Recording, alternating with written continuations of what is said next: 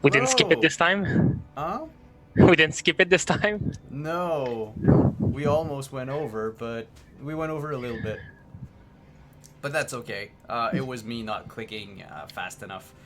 Hi everyone, welcome to another Dark Matter episode. I am Simon at Wandering DM. I'll be GMing tonight's game. I have with me a cast of incredible players that are all in their right spot on the overlay. We're missing one person tonight. Eddie, our Doc CD engineer, is not there. So for all intents and purposes, they will be on auto follow, just doing their stuff in the engineering bay and answering your questions if you have any for him for today. That said, let's jump back to where we were actually, the aftermath of the Beholder fight. Wow, it just ignores those subscriptions that just came in. Man. No, I made the heart sign. I made the heart sign twice. Thank you so much for your subscriptions. Normally I thank everyone at the end. Don't worry. I think Dee is getting sick a little bit there. She's coughing quite a storm. No, I'm fine. And so yeah, who But wants thank to you for your recap what concern. happened last time? I sure do, because we fought something incredible, which was not each other. And when I say we, it was not just you. It was also me and the rest of the gang. Although you killed it quite spectacularly with a spiritual weapon, if I recall correctly. We did defeat a Beholder, but not before it annihilated a team of Sepulture Knight in some sort of weird round room that was very symmetrical. I found that very interesting. I was turned to stone. We were able to still kill the Beholder. She was able to kill the Beholder. But in the aftermath, we found out that there was some of our friends missing, or might have trespassed into a different world. Yeah, they're dead. They're dead, I know. And they decided to go get some diamonds in order to see if we can bring some of them back. And we sent over our captain and gadgeteer to find the jewels. Hopefully, everything will be fine. And I think we're still cleaning up the station too. There's still a few of those brain things that are jumping around. Over the course of the 4 days, you will have cleaned up the place. I did forget about the one thing we acquired from the top level. A fleshy mass of stuff that apparently did not like being dimension doored out of there. And it's currently being kept... Actually, I don't know where it's being kept right now. I believe the containment device is still in the medical, with Keberchat, that Doxy created. Are you sure about that? Well, why would we keep that there? Well, there are two others you left too quickly for me to give it to them. Yes, two other left to go get diamonds at the nearest Maw station. Struck a deal with a space trader, and managed to get a great deal on cut diamonds. All of that to avoid having to chip at the heart of the star, the mega diamond that was used as an alternate power source for half of the Sepulture star. Or I should say a catalyst for the power source. Because obviously it's just a laser into it and then just more laser comes out, right? That's how it works. It's sci-fi. Yeah, that's what I like. Well, depending on how the diamond is faceted, it could actually work that way. It makes more lasers. Jedi. Yeah. Fun fact, we can actually build lightsabers at the moment, but we can't make them stop at a set length. No. We make laser swords. They're legally distinct from lightsabers. We have the technology. It exists that you can make a laser weapon Yeah, in a handheld form, but you can't make the laser stop at a certain length yet. Yeah, just don't give the Disney lawyers Don't any reason. antagonize Disney. Can I call them laser sabers? Because I want mine to be a little curvy at the end. You do you, buddy. Yes. Yeah, if you want to be a little curvy at the end, that's your prerogative. Can it also be light, like a lightweight kind of handle? The laser half blade is a light weapon. So, without delving any further into this light thing situation, we're gonna go ahead and skip 4 days into the future as the Scarlet Trust comes back from its trip to the nearest Moss station and docks back at the Sepulchre Star. Things have been chaotic for Eddard and Kebichet. There were a lot of casualties, a lot of wounded in the fight against the Mind Flayer assassins and their Beholder companion. A lot of these systems had been hacked or sabotaged and needed to be... some entire sections of code needed to be rebuilt. Protection needed to be added to a lot of the subsystems. There are now antivirus routines that are put in place to avoid a future hacking attempt by any enemies of the Sepulchre Star, of the Sepulchre Knights. I think Kebichet would have actually been like, "What do you mean you don't perform this ritual every day in your medical facility? It's life support, navigation, fire suppression, and your med lab every day. Why is this hard?" They could learn a lot. They used to, and that's something that you learned. The Mind Flayers had infiltrated a lot of the Sepulchre Knights, but there's also a faction, or I should say a fraction of the Knights that were conned into working with the Mind Flayers without realizing it. Once the Mind Flayers were, occupying a certain level of the hierarchy, the people below them wouldn't necessarily question the orders so long as they made sense in a way. And that's how they were able to cause and sow chaos across the whole station. Diamond in hands will zoom in on Captain High Hill / Hilltopple. Okay, and I'm just having landed. Having just landed with the diamonds. Okay, I guess I'm going to head straight to the med lab. Because that's where Kebichet would most likely be. And that's where they'll be most useful. Is Kebichet at the med lab at this moment? Or are you doing something different? Something else after 4 days of hard work? I think she would have... It depends what time of day it is that he gets back. I'm assuming... The big deciding factor on where I go first. But continue. Sorry. Yeah, it would determine what time of day it is, because by 4 days, she's probably dealt with all of the major traumas, all of them. She may have pulled full triages, like, you have a broken finger, you can wait, you're bleeding internally, I'll deal with you first. And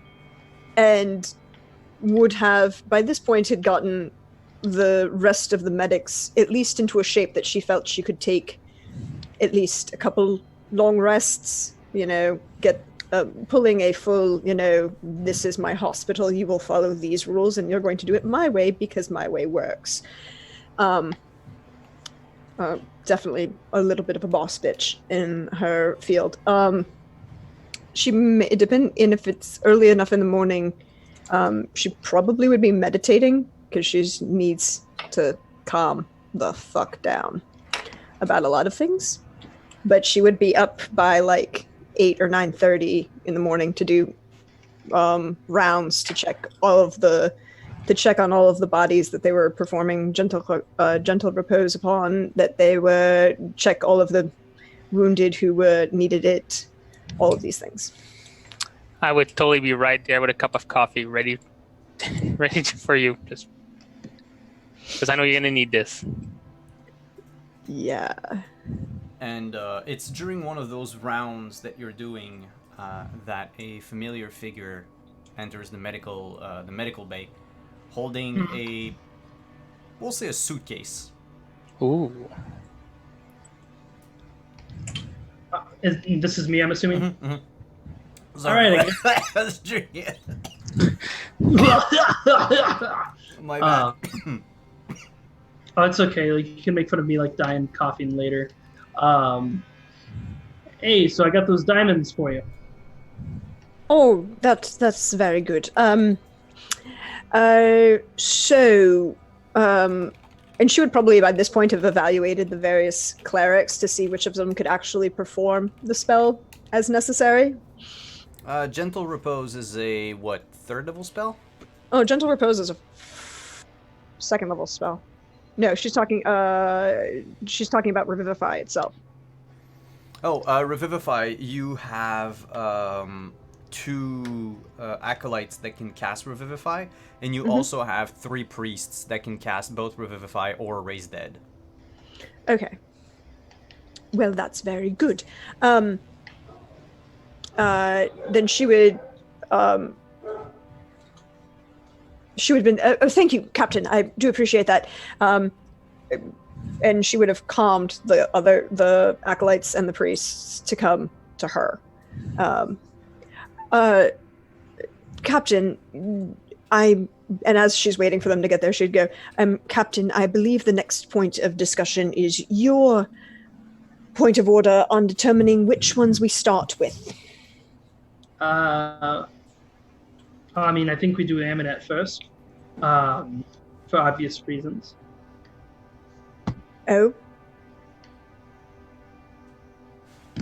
He is your friend, correct?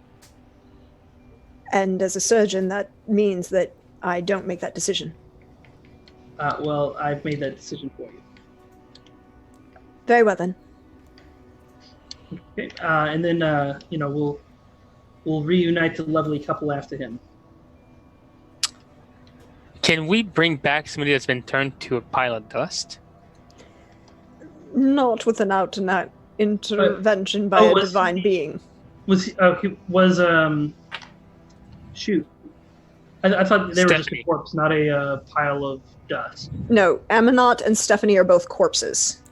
There Okay. was one other Sepulchre Knight who had been turned to dust.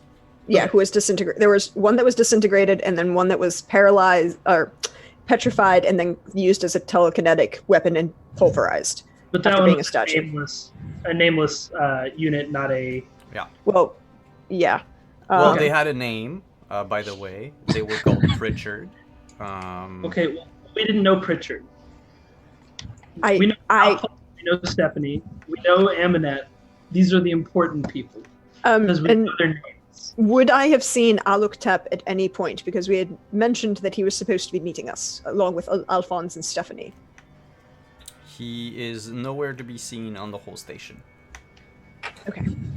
Over the course of the 4 days, you would have learned that Aluktep had evacuated the station and gone back to the Avira Holy Lands.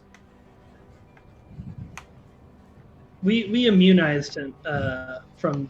Yep. Okay, so yeah, we don't Yes, have to we worry did. about. Yeah, good. I thought we had. Yes, but and I we'll let. wanted to confirm. Nope. I did that. And she would let Amanat deal with Aluktep, assuming that he was probably either commanded to do so or whatever, and that's not my problem. Are there any other commanders you wish to start with, Captain? Let's just go ahead and start with Aminet and Stephanie, and then we'll move on from there. All right, then.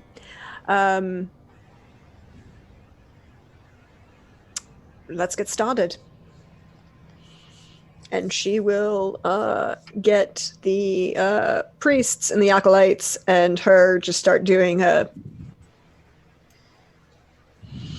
treating it like a before she did this, she would actually walk into like one of the surgery rooms. She'd close the door and she'd cast commune with the void and kind of center herself. And what do you ask?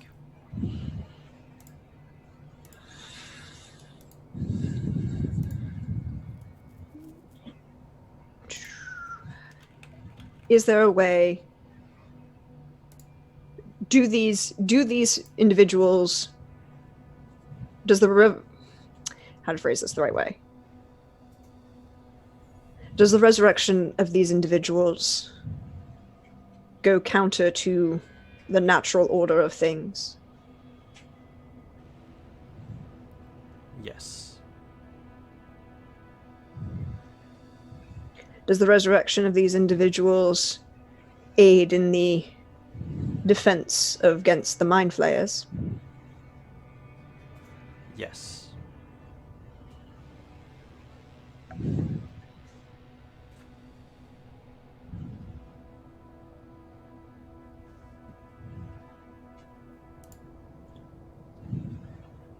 Does the defense against the Mind Flayers aid in your desires?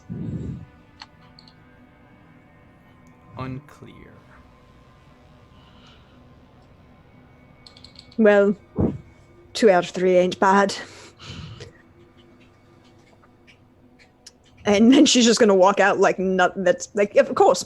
Now we are entirely prepared to do this. Let's get this started. What do you cast on Aminot? I would assume by this point I would know how long he was dead before she got to the room and cast Gentle Repose on him. I mean, just purely with medical technology, I should be able to do that. you would have definitely learned that over the 4 days. Revivify won't be enough. He had been dead for more than a minute. Mm-hmm. But Raise Dead would work. She'd have one of the priests cast Raise Dead then. Well, wait, hold on. Can I do that? Can I do that? No, because you won't let me take that spell. Ha! So she'd have one of the priests do it. You open up the suitcase, pick a diamond, and they bring Aminot back from the dead. As the magic enters his body, you can see his chest rise and fall rhythmically. Though his breathing is shallow at the moment, there's definitely a flush of life that comes back, and the machines to which he's hooked start beeping. There's a heartbeat and activity in the brain. There's brain activity, definitely. Well then, that's one.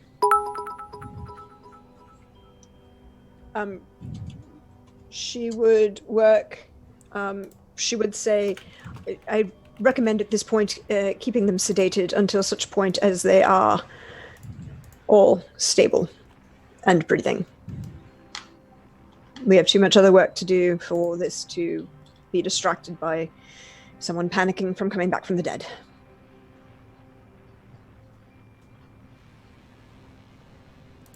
All right. The acolytes nod, and they go about doing their business, revivifying those that can be revivified, and raising Stephanie back from the dead.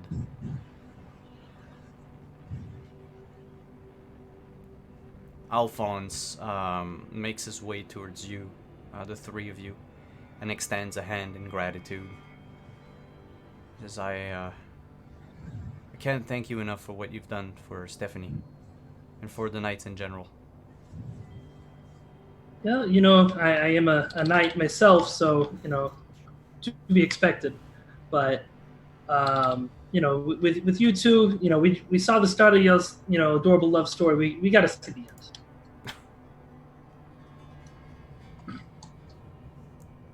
So have you told her yet? He looks back at Stephanie lying on the bed, and he says, no, I immediately pop up on the table and smack him upside the head. I thought we got through this last time. It's honestly complicated. It's really... I smack him again. It's not. No. I mean, your relationship is not complicated. It's not complicated at all. And I mean, it is, as one of them two is technically the superior of the other, so that's where the complication goes. And Kebachet literally starts laughing. No, I haven't heard that noise in a long time. Your relationship is not complicated. No, I swear, if you don't confess to her the moment she wakes up, I'm going to smack you so hard. You're gonna wake up next week. He may be small, but he packs a punch.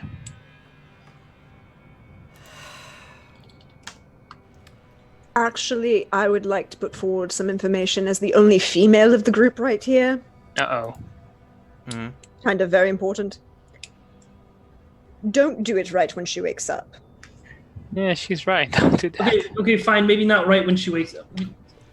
Wait, be there and express your concern about her health and her state of being.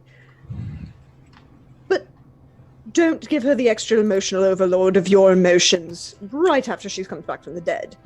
Just be there and kind of be a steady presence, and then, like, tomorrow or the day after, happen to mention that all of your affections. What she said. But I swear, if we leave this station and you still haven't confessed, I have sending. I'll be happy to fix it for you. It's alright,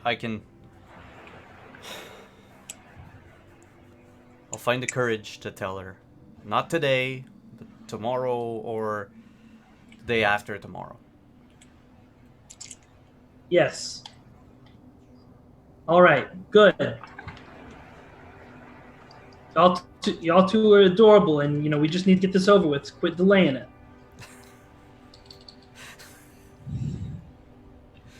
We need to get this little story arc wrapped up. Come on. Just gotta trust matchmakers. Like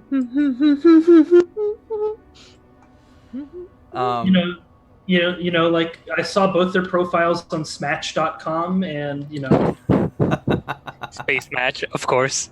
Mhm. It's so close to Smash.com, though. Oh gosh, no. You might want to revise that just a tad. It's Space Harmony. There we go. Charmony. Bumble. I mean, you don't have to abbreviate it. Space Harmony works. No, copyrights, right? No, The it's Space sonabovemingle.com. Harmony. God, no. That's just creepy. And Kebichet, by this point, has gone through as much of this as she can, and she's kind of turned away from Alphonse and the others, and started evaluating, because I'm assuming this takes a while to get through 18 resurrections / revivifications. Takes about 10 minutes. Each or No, total. Is it an action to cast these? Yes, Yeah. Oh my gosh. 5 without alternate rules. Without alternate rules, yeah. She would begin evaluating medically those who were revivified or resurrected, and seeing if there was any need for actual medical intervention. All right. Make a medicine check for me, please.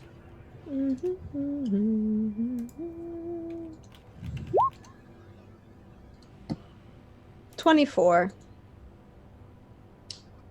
They don't need. Most of them don't need any like further medical attention. The magic itself is just enough to bring them back without how can I say, without any further issues. But they are, they're in a critical state nonetheless. A breeze could be enough to kill them again. There's no two ways about it. I'm assuming that this medical lab isn't that large. to have a breeze? No, I just in general, just the general space of this medical facility. It isn't like, where they're doing this, it's like a ward instead of, like the floors of the hospital. Yeah, it's more like a ward. Okay, good, because she's going to cast Prayer of Healing. So you sit down in the center of the ward and begin to pray. Mm-hmm. And the vitals of everyone around you begin to improve significantly. Most of them are still going to be out for the count for the remainder of the day. Some of them, like Aminot, for multiple days because of resurrection sickness. Those that were revivified, on the contrary, hadn't been dead for long enough for the spell, the magic, to take its toll on their body. Mm-hmm. So by the end of the day today, they'll be able to walk, albeit with crutches or maybe in a wheelchair, for a little time, and then they'll be good to take their or begin their responsibilities anew. Captain, why don't you and Eddard deal with Alphonse? I have apparently some more work to do here. All right. So, Call us if you need us. Mm-hmm. There'll Thank be you. loud screaming if you need to shoot anybody.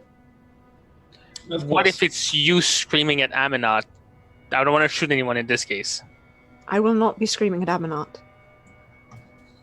Okay. Is that a challenge?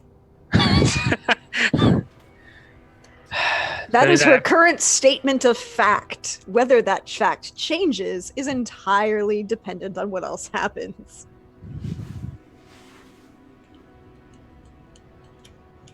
I was about Okay. to say, every interaction with him so far, it's like I'm surprised he hasn't been shot. One word. That's all you need. So the two of you leave the medical facility.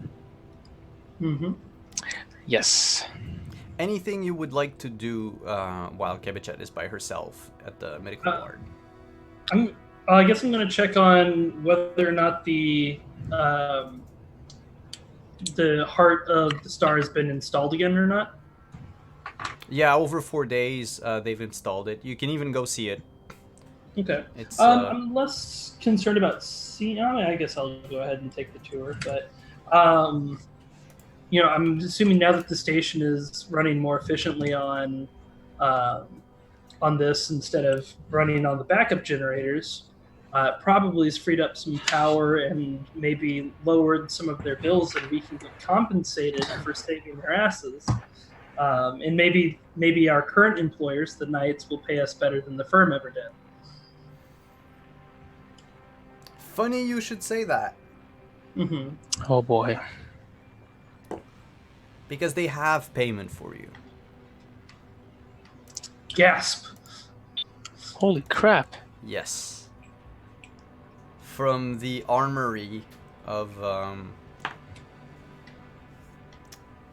the Knights of the Sepulchre, they remove some items that you notice come in the form of a loot box.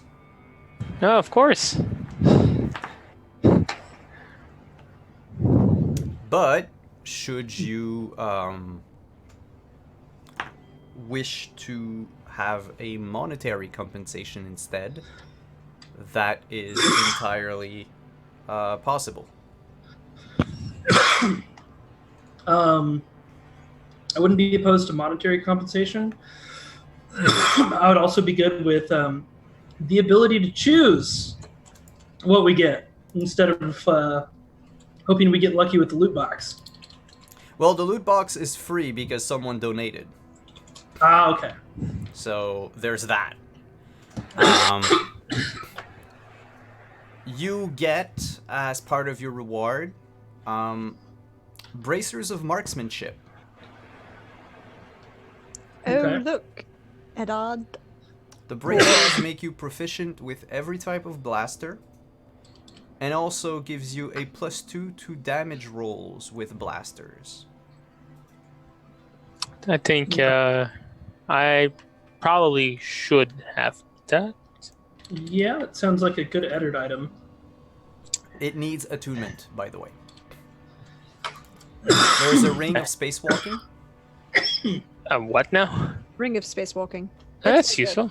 It's a little redundant for your suit, but yeah, it is useful for people who don't have your suit. Mm-hmm. Like either you, the captain, or Doxy. Doxy already has one. He made one for himself.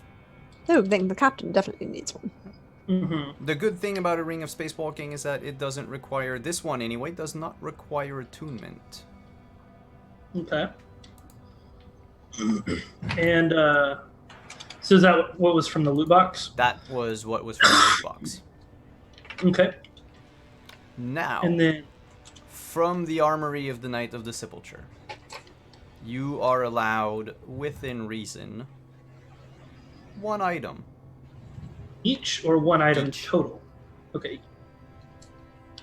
They will let you get some of the, we'll call them artifacts. They're not necessarily artifacts, but they're powerful magical items that the knights have kept locked away. They know that your mission is important. And so within reason, they don't have anything legendary in there. Like up to very rare or something? But you can probably ask for a very rare item, and that would work. Okay. You could, depends what it is, within reason. Okay. I need Edward. I need you to look at the BEG 3000 and the W rec. Okay. Yeah, it's in the magic item section of Dark Matter. Which is a very awesome book that you can get at. I Just forgot to shill at the beginning of this show. Store.mageandpress.com. Use code WanderingDM, you get 15% off. Woo-hoo-hoo. Yeah, by You're the welcome. way, if you want to look at, thank you. If you want to look at the magic items, they start on page 120, 130, I think. I want to say. Awesome. No, my bad. 131. Yep. But yeah, so pulling mine up each right one of you, and if you're not sure, you can just ask me something that you would like to have, and we'll see if it's possible to have it. Could also be an item from D&D. I mean, those items also work. If you wish to have monetary compensation instead, they can give you 3,000 gold pieces instead of an item. While you two are looking up at the book, let's move on to Kebachet. Mm-hmm. You're in the medical bay. The few acolytes there, those that have spent their energy, have retreated for the moment. Retired, I should say. There's another cleric, the one that was manning the medical bay when you arrived. Older gentleman, still there. Still tending to the wounded. Doing his things in the background, basically. Leaving you to your own devices. She'd make the rounds through everyone, evaluate their health after that prayer of healing, which definitely looked like the void kind of settling into a room after 10 minutes and kind of retracting. Then she would kind of glance at the acolytes and the other priests to kind of gauge their attention on her. Not focused on you. And walk over to Amanat and just kind of I need to check something because I don't remember if I have this spell or not. I do not. She would gauge his, make it look like he's reading his charts, his vitals, the instrumentation, and then start talking in Avara. His And- hand moves up and grasps you by the wrist. She'll look down and grasp his hand. He whispers something like it's barely audible. He's still affected by resurrection sickness. It's in Avira, but I'm gonna ask you for a perception check. Okay. Because her base is 19. Oh, yeah, don't roll. Sorry. You hear it. Barely audible, this whisper says, "It should have been you." To die or to save you again? Either one is likely. Anouk.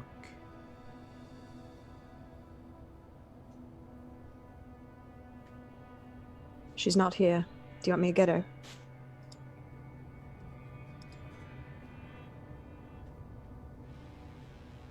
Don't pretend you would not have wanted it that way.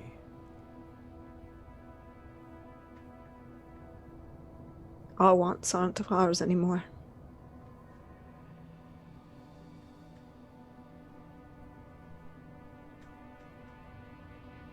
Sometimes I wonder if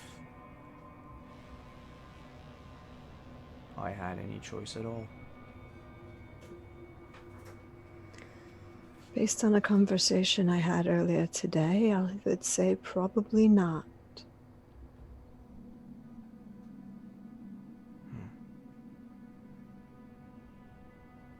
But that doesn't mean you don't have choices in the future.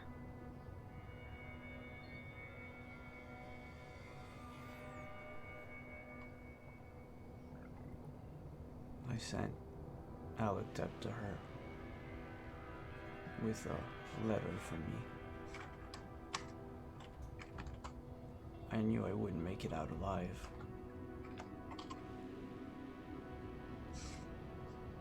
Well, she's going to be very upset when you come back. And he slowly, like feebly turns his head towards you and asks, "But I could not come back."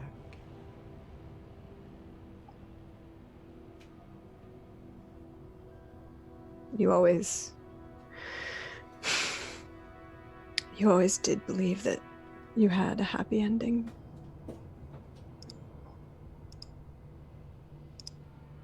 But your happy ending you already have, Amanat.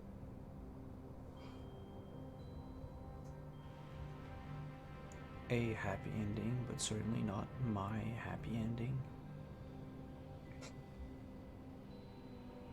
Well, the story isn't over yet.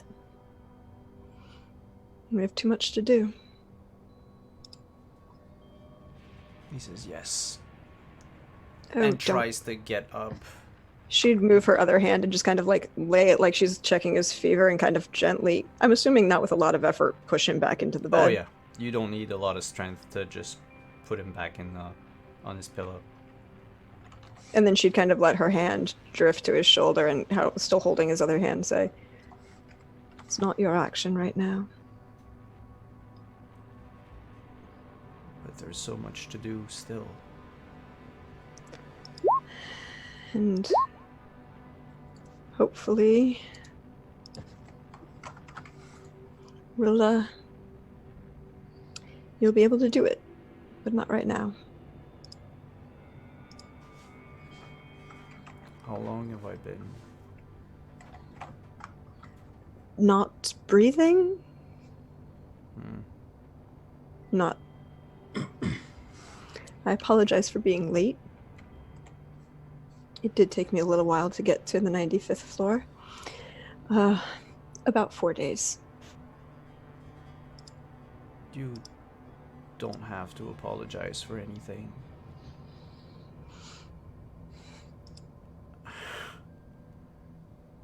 I thought you and your crew would have been long gone. This here wasn't the safest place in the verse.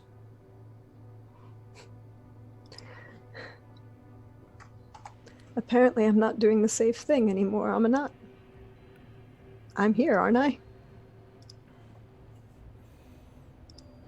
I never figured you'd come here. Well, when you get an invitation from a giant ball of gas, you answer it, apparently.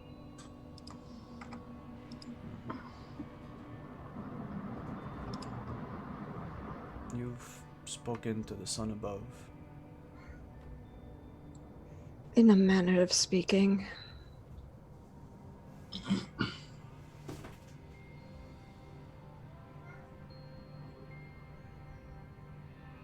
Have I been released from my services? No. Not any more than I have.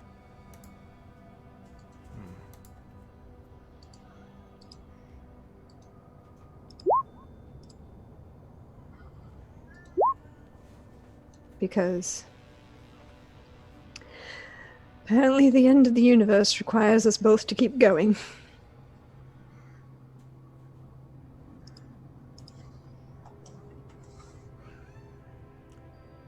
Two irreconcilable sides. Is that even a word? Irreconcilable. Irreconcilable, thank you. They're not irreconcilable. They're merely inverse.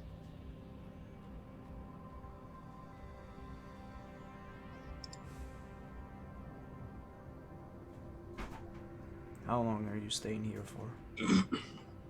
Until you can get up and walk out of this bed. I hate having my work undone. You know this. He manages a brief smile and says, "So you're my acting nurse, I get it." I haven't been your nurse in years, but I might be your doctor.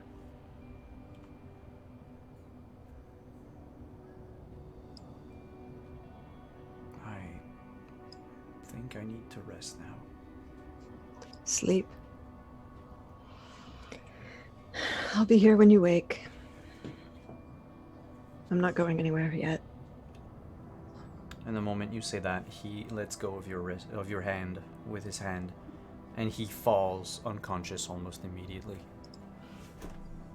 She would take a second, breathe really deeply,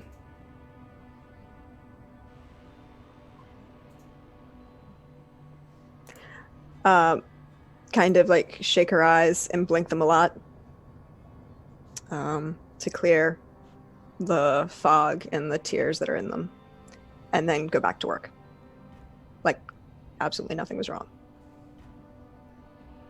And just kind of glance at the acolyte and the two priests that are around and make sure that they weren't paying attention to that conversation. If they were, they do not show any sign of having listened in to that conversation.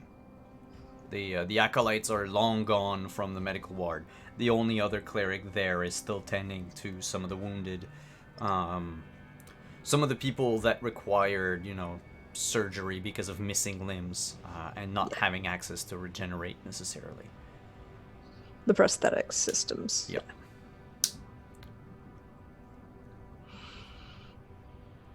She would walk over to she'd walk over to him and say, "Okay, so what's next?" And then just kind of go from there.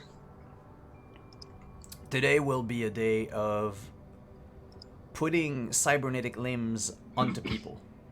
A lot of stitching is going to be involved, and a lot of matching wires with veins and muscle.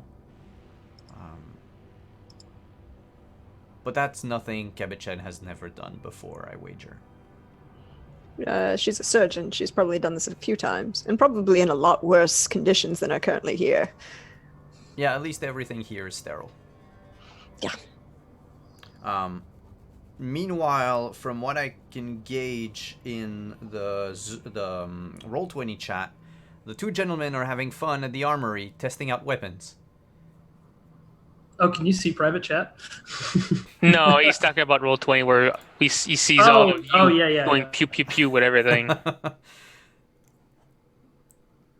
Gotcha. Unfortunately, I haven't made a decision yet, and I'm thinking maybe I'm going to get the money instead. There's a lot of good weapons, but none of that really fits what I'm going for. Well, the Hive Master pistol is a super-powered storm pistol. Right, but instead of dealing 2d4, it deals 1d4. But then you make 4 attacks instead of 2. Or is it 6 attacks? 6 attacks. Mm-hmm. And then the W-Rec is a rapid-fire shotgun.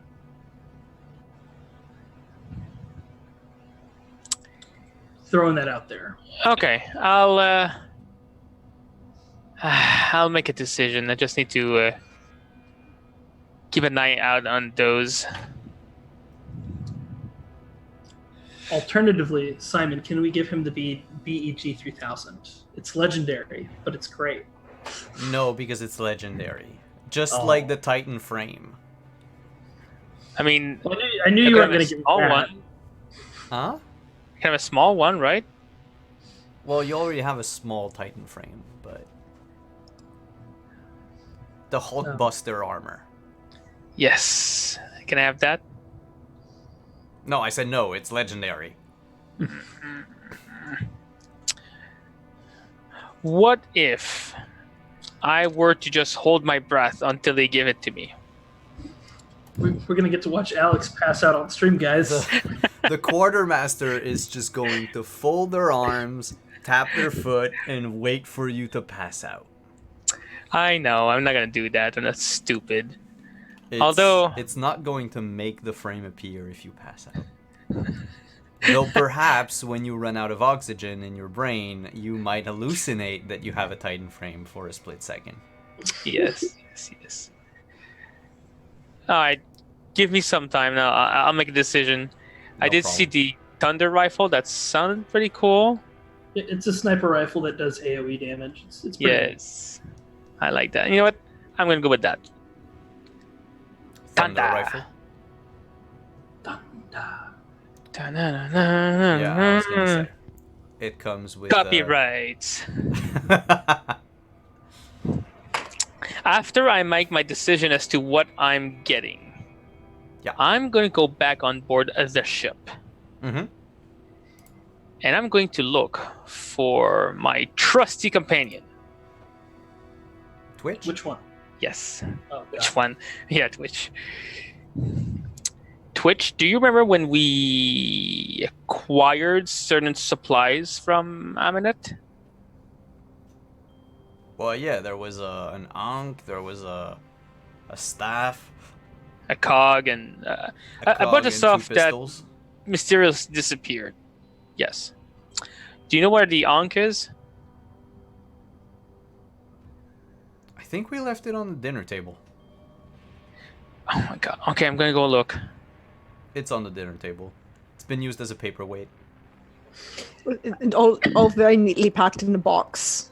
Like, Kevichet tries to clean up after them, but it doesn't always work. I'm gonna pick up the Ankh and take whatever, like a can of half-finished soda, and put it on top of the papers to make sure it doesn't fly off in a ship in space. And I'm gonna take this, and I'm gonna go toward the med bay. All right, you head on to the medbay. You notice Kevichet coming out of it. As you... Oh. Not coming out of it. She's going from one wing to the other, I should say. Okay. Going into the surgical area. The surgery area. Is it possible that she might have like red eyes? Make a perception check. Okay. It's gonna have to be pretty high to notice that. Oh, I am observant. I mean, I can use my passive, Which is? 20. Yeah. Yeah, her eyes are a little red. Is there a leak of pepper spray in No. the room? I'm not telling you that. I'm telling her that. Oh. No, it's just that. What do you mean? You're, are you okay? Define okay. And can you do it in less than 30 seconds because I have another surgery in about 3 minutes? It looks like you were crying. 2 seconds.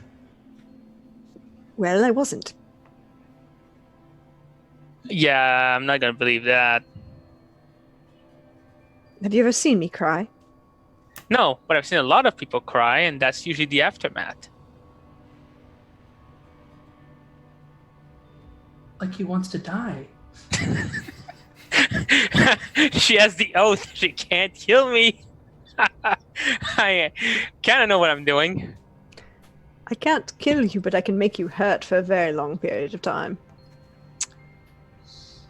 Yes. As a very wise gentleman once said, because I'm a doctor and a soldier, I can break every bone in your body while naming them.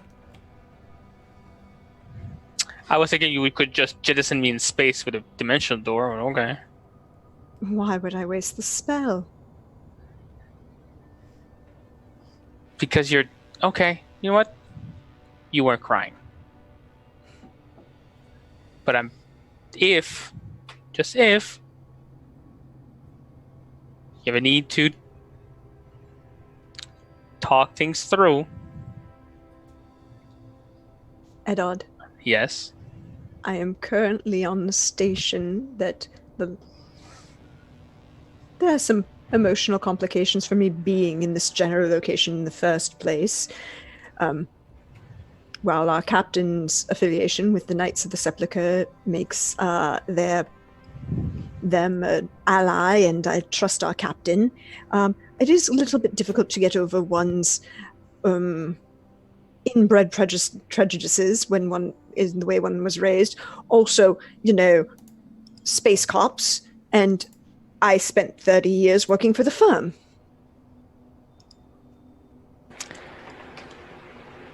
So it's a lot more complicated than I thought. Okay. Add into the fact that I'm within spitting distance of a bunch of people who would really like me to be arrested and then publicly executed slowly. But they are aware that if they do that route, that they are not leaving this station in one piece. There are some people who don't care about that. Fanatics.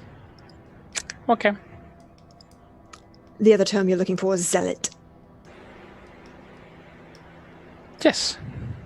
Also, I had a very extensive and of course, there's mind flayers and illithid. Oh, and that's the other thing I have to do. And she literally just pulls a pen from her gown and pulls a little notebook that she's got in her pocket and and you see a list of things that she's been flipping through, and inoculate everyone here! Exclamation point, exclamation point, exclamation point, and closes and puts it away. Is there anything on that list that we can help with?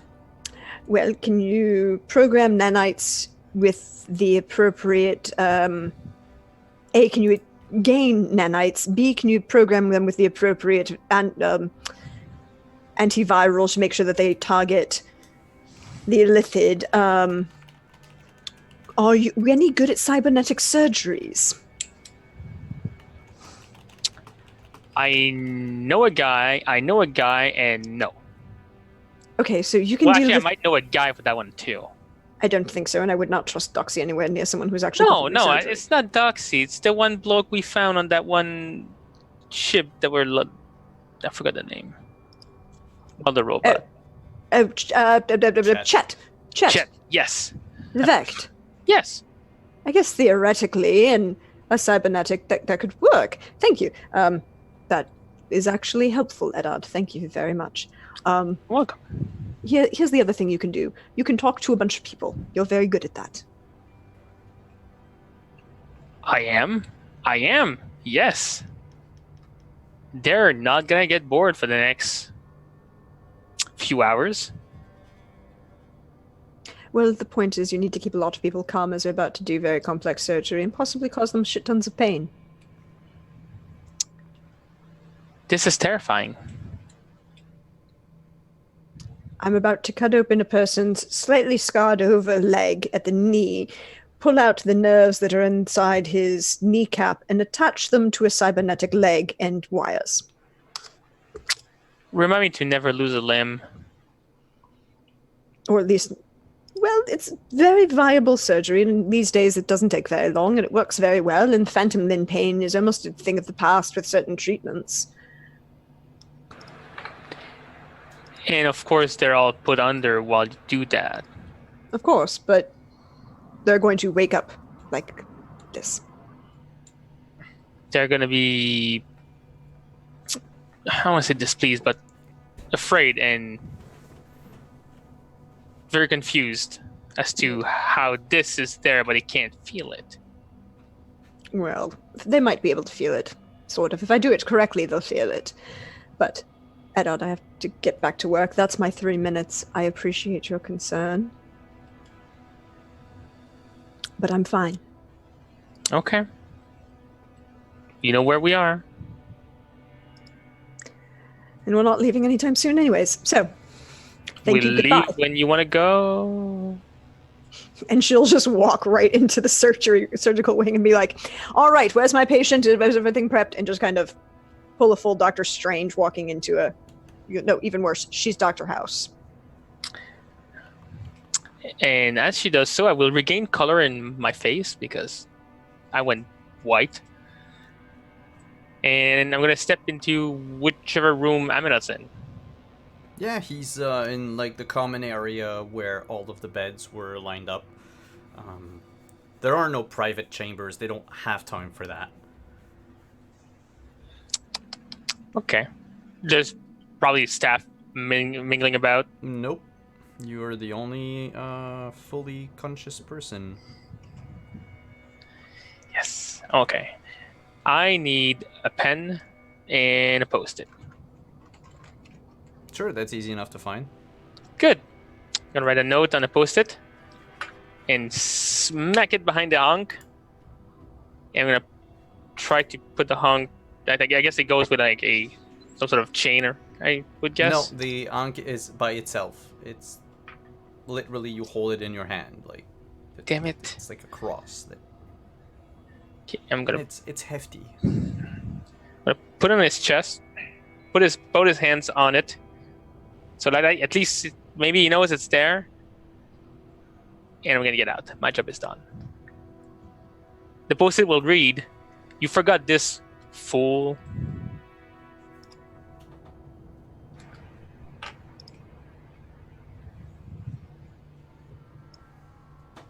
As soon And as he's that- awake enough, he's gonna read it. We'll see what happens. Which might take a few hours. Well, do I have anything else to do? I figure probably not. I'm gonna sit down right there and pull up Loxy, pull up the screen. I am studying again.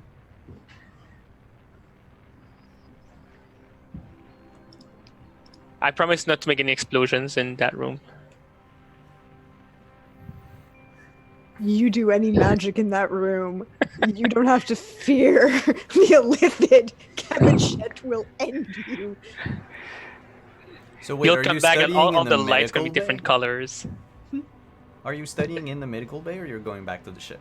Oh no, I'm studying right there. I have a hard light display of stuff, and I probably more than likely have either a copy of or redux version of Loxy to help me study. All right. Until it'll take four more days for everyone that's been raised from the dead to be fully awakened.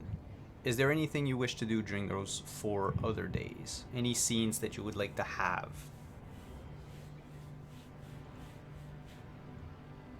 I mean, is Alphonse still the highest ranking member on the station, or? At the moment, the aftermath of the fight. No, actually, there would be a general. There would be a general. I suppose I'd meet with the general to kind of see, like, to kind of discuss with him, what we're doing, and my mission being over with, the infiltrating the firm, obviously, and then also, let's see here. Figuring out why they decided to store information in this creature and what it is. So you meet with General Ed Fandor, an elf, a high elf, Who did- Really? Yes. That's all right. Contrary to his entire species and culture. Yeah. Yeah, it's like anytime you see an Avira or an elf on the Sepulchre Star right now, it's a little surprising. Yep. But the highest ranking member is at the moment an elf, and he hasn't been general for long. You have known the previous general before your assignment to the firm, a few years ago, but he retired, and Ed Fandor was the next in line. Mhm. Gotcha. All right, so hello, General Ed Fandor. And I do, a knight salute. Captain Hilltopple. So, obviously, my mission with infiltrating the firm is over. With resounding success, from what I've read. Thank you. It was some years, but excuse me. We've had a conversation, believe it or not, with Old Un in the middle of the star, and he's sending us off to collect his codex from some unknown planet, that the location which was stored in a strange living creature that was located on this station. The pod, yes. What is that? I'm afraid I know next to nothing about the pod. Aside from it was a gift from the Old One himself.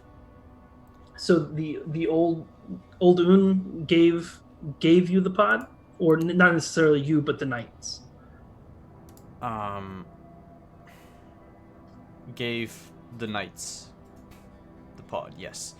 It's our clerics had been communing with them for an extended period of time. That happened before I was made general.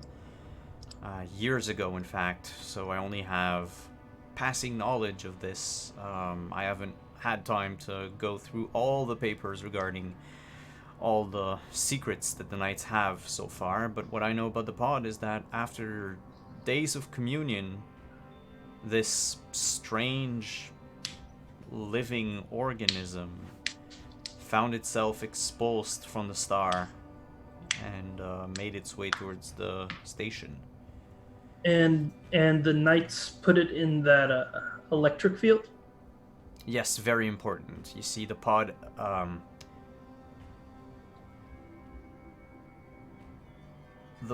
screams on a subconscious level. It's like a psychic beacon, if you will. Okay. So you put it in the field because it emits a psychic beacon? Because so long as the pod feels pain, that psychic beacon is nullified. Okay. Our first... Yes. And why do we need to suppress this beacon? Well, about a few days after we got the pod in the first place, we came under attack by a fleet of Rothians. Gotcha. So the Rothians, and by extension the Mind Flayer, hunt this thing based on this psychic scream that it releases. Yep. From what we understand, yes. And you expose it to pain in order to keep it from screaming and thus releasing the psychic beacon. Yep. The thing is barely sentient. It doesn't seem to be any more intelligent than a plant.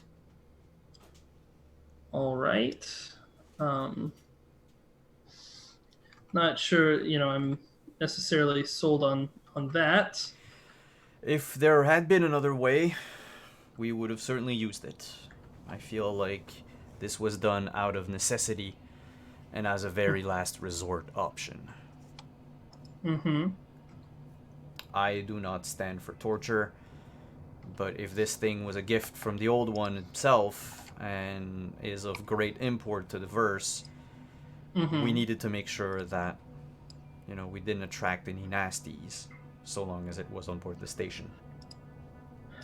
Fair enough. I mean, I'm not a huge fan of it, but is it really not a better way to suppress the psychic beacon than to expose its pain? Is there not some sort of apparatus we could have built to... We tried. We've even tried a anti-magic chamber. Still released the psychic beacon? Yes. Here, if you want, I can have the file pulled out for you. Yes, if you could go ahead and send that to the Scarlet Trust, I'd appreciate it. Yeah. He'll transfer the relevant information to the Scarlet Trust. Mm-hmm. And Alphonse did compensate us for our assistance on the ship. However, my crew has not been compensated for our work with the firm. That is true. We were waiting on the success of your mission to give you Of any course. compensation. I'd say I went above and beyond, as thanks to my crew. Yes, you do have a stellar crew, I should say. I'd like to think so. Well, I'm sure a platinum medal would suffice. 1 platinum is what, 100 gold? 10. Oh, is 10 gold? Mm-hmm. I kid. I kid. We will transfer credits to your account, Captain, and you can distribute it as you see fit to your crew. I appreciate it. Now, as we chase down this artifact on orders of Oldun, is there anything else that the knights would need from us? I know it seems like a stretch to ask you that, but I fear that with everything that's been happening and the recent incursion, and as he says that, he massages one of his shoulders and winces in pain. I feel like I should ask you nothing short saving the galaxy. Oh, well, that's what Oldun has asked us to do. So I guess nothing different than what we're already doing. If you've received orders from the star above itself, who are we to try to, well, supersede it in authority?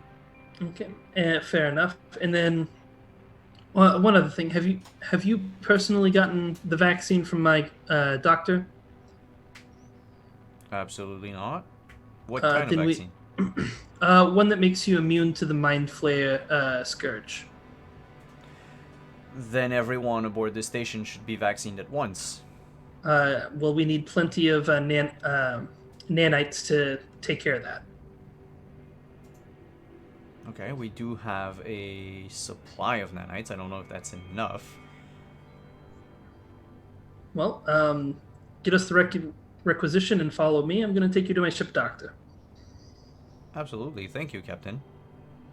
All right, and just so you know, she's in a unique position, being both Avira and also a follower of the Void. She has certain reservations about the Knights, and also naturally about elves. So when you talk to her, just keep that in mind. I know how it is. My husband is an Avira, and my in-laws are a delicate situation. Yeah. So, anyways, just handle it with care. Follow me. And he follows you to the medical bay, where Kebichet is. How many days has this been? Let's say it's been 2 days after the Raise Dead episode. So she figured the most vital cybernetic surgeries have been done, and everybody's kind of calmed down. So now she's just in pure rounds, checking on everyone, making sure everyone's healing correctly, and instructing the medical staff to make sure that they meet her standards. Because she's not leaving this facility until they do. And as you whip the staff up in a frenzy, the door is open, and in comes Zendak with the general. Captain! Good, you're here. I heard a rumor that we're getting paid. Is this correct? Yes. So talk to Alphonse about about your personal reward, and he'll get that situated for you. And then also, this is the general right here. Unfortunately, the previous general passed away. Retired. He retired? Yeah, he retired. Okay. Oh, okay. So before the incident happened? Mm-hmm. Okay. Yeah, he retired like a couple years ago. Okay. Previous general that I'm familiar with retired a couple of years ago while I was away with the firm. This is new general in charge, and he's going to get you what you need to create the vaccine to make sure that this never happens again on the Sepulchre Star. Very good. And then we can proceed to treat it like the pandemic and epidemic that it actually is. General, it's a pleasure to meet you. My name is Lady Katesh of House Naken. Well, the How pleasure are is you? all mine, Lady Katesh. I am General Edfendor. And he salutes you with the Do I- Sepulchre Knight salute. Would I notice if he's favoring his shoulder? Yeah, the moment he salutes with like a hand over his heart, you can see him wince a bit. Well then, why don't you come have a seat over here? Apparently you need a medical evaluation before I can do anything else. When was your last physical? Why, it was about 6 months ago. In this very facility. That's good. Have a seat. Please. He sits down, looks at Zendak a bit puzzled. Just go along with it. So, 6 months ago, your medical facility was infested with illithid. Yes, we know that now. Do you trust anything that came out of that? Well, to be fair, my doctor did insist on me eating less. A lot less. I don't know if that's part of the illithid grand scheme, or if it's just because I had put on a couple pounds working behind a desk and not in the field anymore. It could be either. But do you honestly trust those who are possessed by giant things that explode out of your brain with tentacles? Well, the answer should be no. Of course not. Good. Then we'll do a full physical. And she'll do a full medical evaluation, and from there, inoculate him. Yeah, you notice that he basically has a wound, a circular wound right here under the collarbone, and something metallic has lodged itself deep inside of it. Well then, General, when you A, get shot, B, stabbed, or C, exposed to shrapnel, where there's a mental item involved in your person, immediately after engagement, you see a medical professional. Yes, but the lives and, well, deaths of my men were more important than a mere flesh wound. Do you acknowledge that I'm the medical professional in this place? Well, you are a medical professional working in this place, yes? Okay, good. She's going to hypospray him with the anesthetic. And I'm just going to lean over and just be like, just don't argue with her, and this will be a lot faster. And he's like, I'm not arguing. And she'll just kind of push him back against the bed. Surgery is so much easier when people aren't trying to stop me from doing my job. Edard? Can you make sure that you're nearby in case and she's like taps the comms. Can you make sure that you're nearby in case whatever I pull out of him involves something that you need to shoot? And then you hear snoring.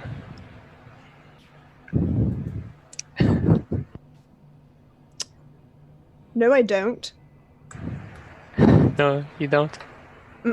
Because she would cast thaumaturgy right inside your ear.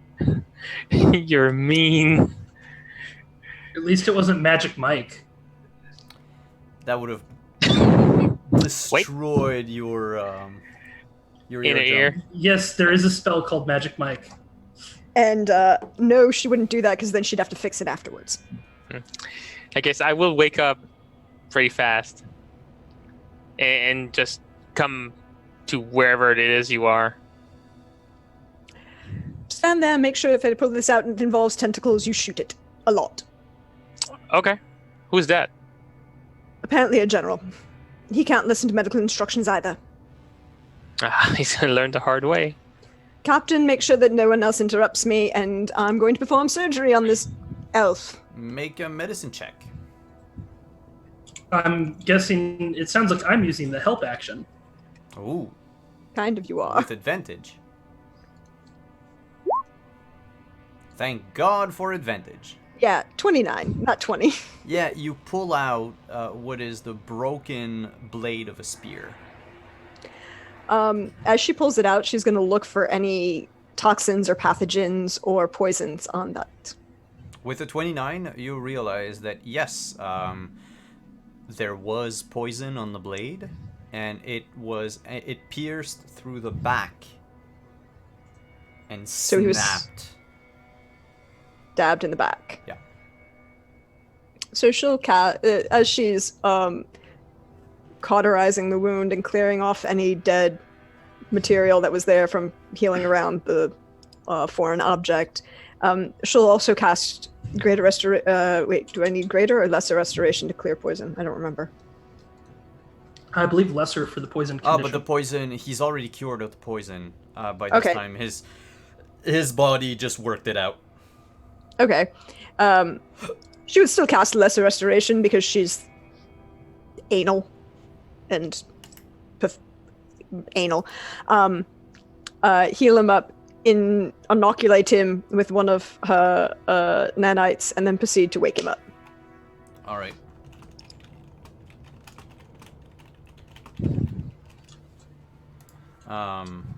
He wakes up after a few slaps to the face. That And was she's fast. kind of like holding the spear tip in her hand with a glove on. When you get stabbed in the back, you see a medical professional. When you get poisoned, you see a medical professional. You don't let a foreign object like this linger in your body. Are my men safe? For the moment. Then yes, it was high time I went to see a professional. Oh no, it was not, you should have seen a professional 4 days ago. When I'm just sitting around waiting to, resurrect a bunch of people. It's been 6 days. You could have come see me then. And she's gonna gesticulate and drop the spear tip in one of the kidney bean bowls. Yeah, okay. There next to for the surgery, because she's assuming she had to pull something out, so she was assumed that she would have to drop it in something for surgical. You definitely remind me of. And he turns to Zendak. This is my extended family. Oh. Is there a particular family in mind? Oh, my husband, Amuntiket, is an Avera. Of what house?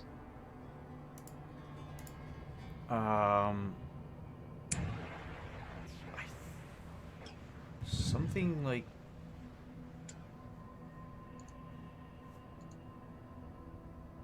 I forgot. Oh well, it'll come back to me. You forgot the house that your husband's from. Are you well, sir?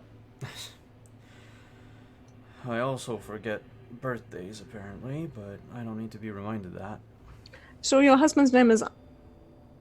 I'm sorry, what? Amuntiket. Amontaget. Did you tell him that you were going to have to see a medical professional because you got stabbed in the back? No, I haven't spoken with him in the last couple of days. I was actually fearful I would have to bring him some bad news. How's Aminot, by the way? He's fine. Why would you have to bring him bad news?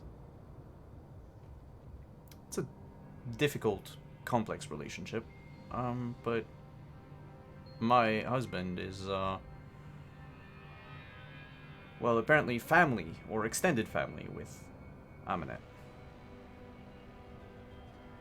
And she's gonna blank like 6 or 7 times at him. We're gonna go and break. And we'll be right back. In like 5 minutes. Time for Deirdre to process what I've just done with her backstory. Ciao, everyone.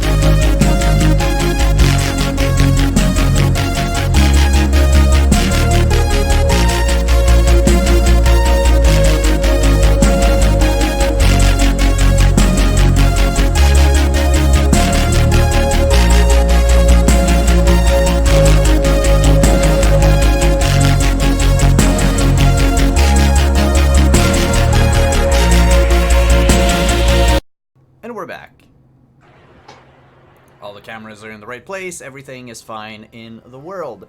This stream, like all of our stream here at Wandering DM, is sponsored by Mage End Press. Mage End Press, the makers of Dark Matter, the game we're playing tonight, and other good books such as Taverns and Tankards or The Complete Alchemist. You can find all of these books at store.mageendpress.com, and if you use code WanderingDM, you get 15% off all of your purchases. So where were we? Ah, yes. Talking to a guy in bed. Sounds weird when I say it that way. Yeah. Remind me of my husband.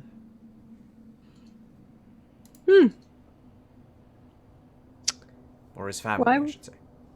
And, why would you have to, give him bad news about Ominet?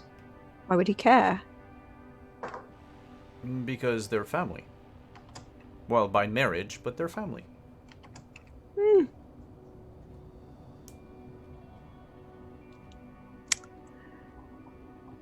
Uh-huh. Uh-huh. Well, when did you marry? How long have you been married?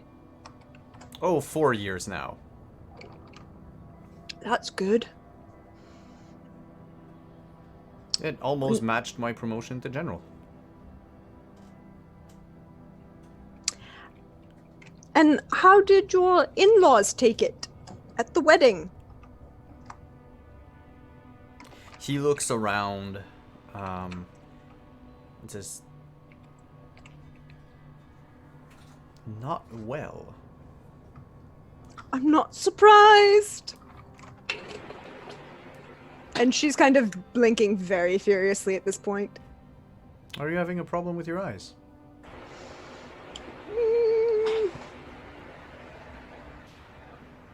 Eddard. Yes. Is it the point where I shoot? No. What? You don't shoot me. No, you don't have to shoot him. He's not infected. You don't have to worry about giant tentacles exploding from his brain. Oh. I'm gonna put the rifle back into my watch.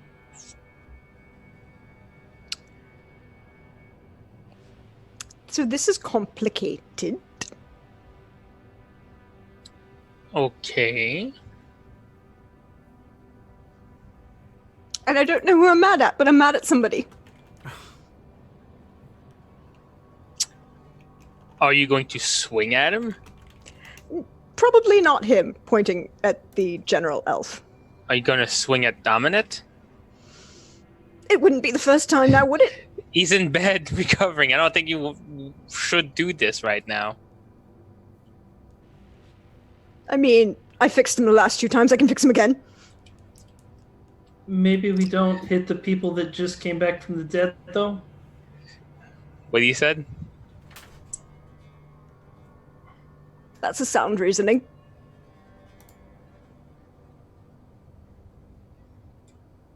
And she's going to turn and look at Amanat, who's obviously still in a medical facility nearby, Mm-hmm. and cast Thaumaturgy and say, in Avara, Amanat, wake up! And he rouses slowly.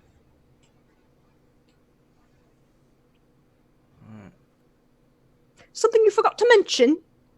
Why is there an ankh on me? I think that was Eddard being nice. Is that mine? He's in the same room?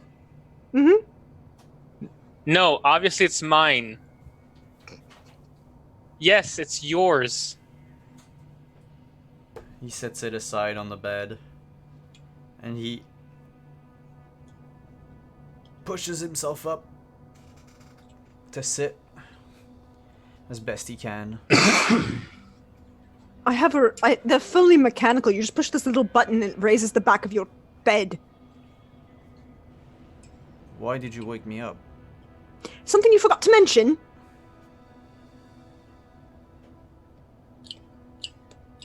And he looks at the general and at you.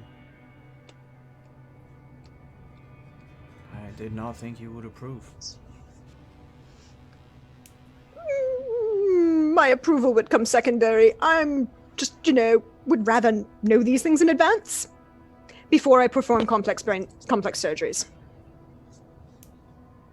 I mean, not that I'm not a total professional anyways, and it wouldn't really affect my ability to be a doctor, but It's complicated. no shit.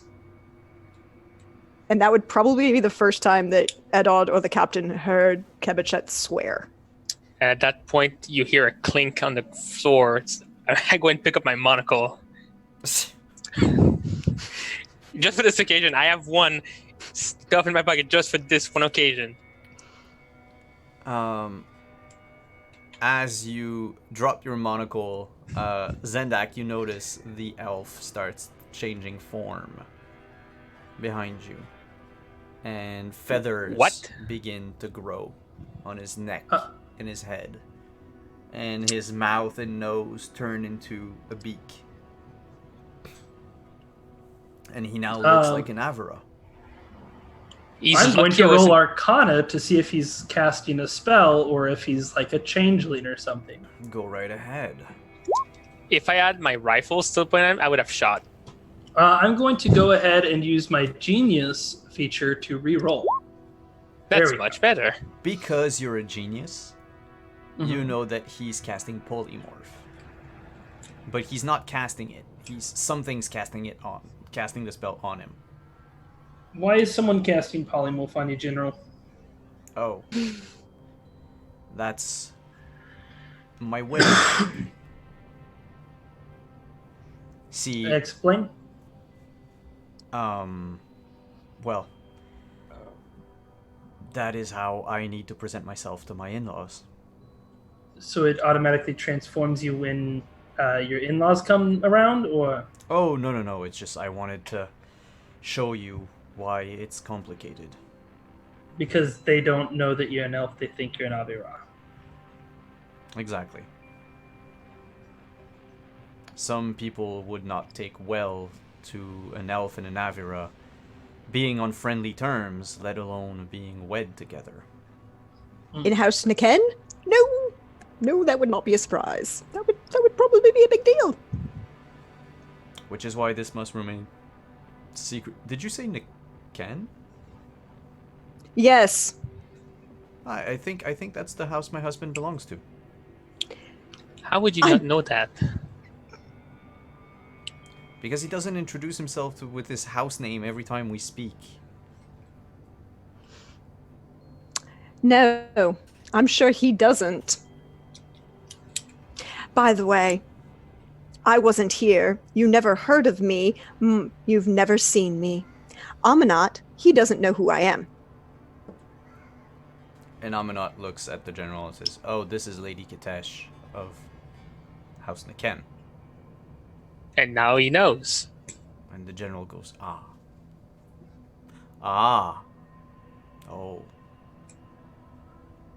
So you didn't haven't know seen me which either. house, but you knew that was bad. Priorities. No, I just remembered the house. She reminded me the house name. She spoke it. Twice. Yeah, I didn't catch it the first time. Do you mind if I perform a diagnostic on your brain? I am See fine. if there's any. Yes, and she's pulling out her little scanner, and it's like, I'm just checking to make sure there's no contusions, no minor. You notice that vitals wise, he registers as an Avera right now. Because of the polymorph. But fine, I need a bigger. And she'll turn. Where's the MRI? I don't think he needs this right now. I think he's fine. Yes, I am. Thank you, sir. Now, There's forgetting things, and then there's not being aware when someone introduces themselves that they're related. I mean, what's next after the MRI? Are you going to proceed with a banishment on his brain? No, he's not infected. I have and many I only did things that to once. attend to. So if you would, Lady No. You don't know Only who she is. Don't forget. Oh, yes, I'm sorry. Doctor, if you would like to use our supplies of nanites, I can have them brought up to you in the hour. Sure, that'd be great. That way I can make sure that I can inoculate everybody on this facility and nobody's getting possessed by again. And I can even make sure that you have extra inoculations so that your husband, and she just kind of swallows as she says that, doesn't become possessed either. That is very thoughtful of you. I'm not doing it for his mother.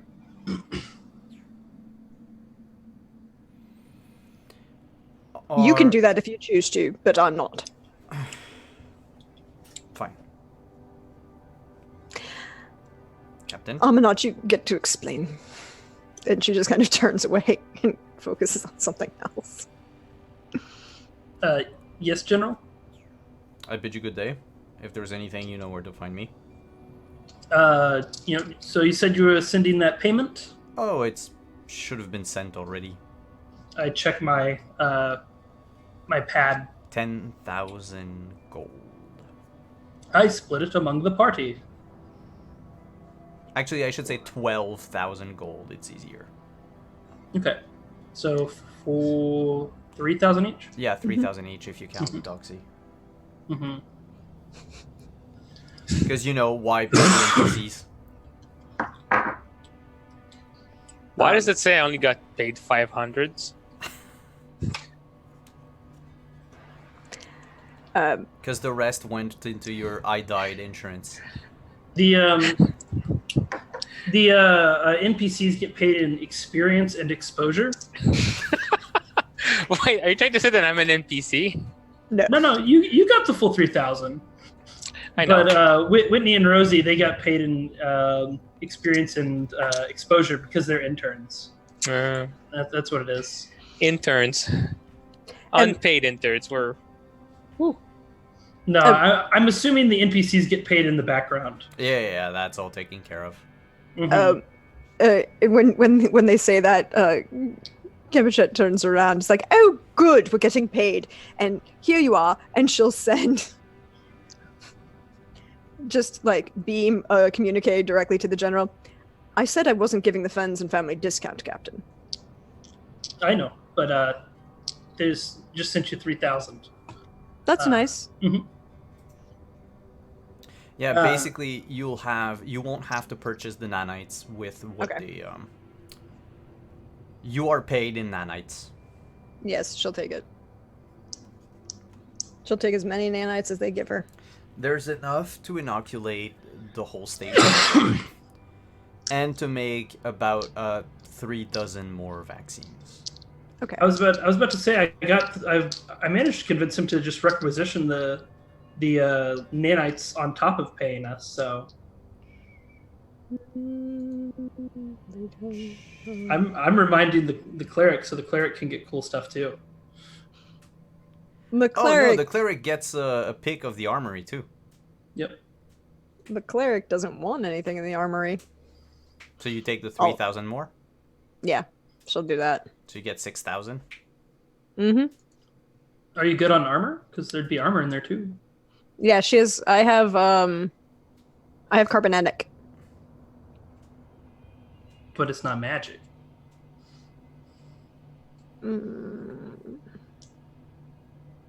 I mean, she's fine where she's at. There are other reasons she'll take their money. Mm-hmm. But she's still working through some issues. She's still convinced the Knights are a systematically racist organization. Exactly. That, and now she's working through some more issues.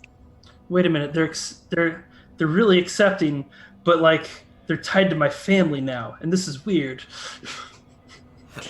Yes. Mm-hmm. It makes everything much more personal.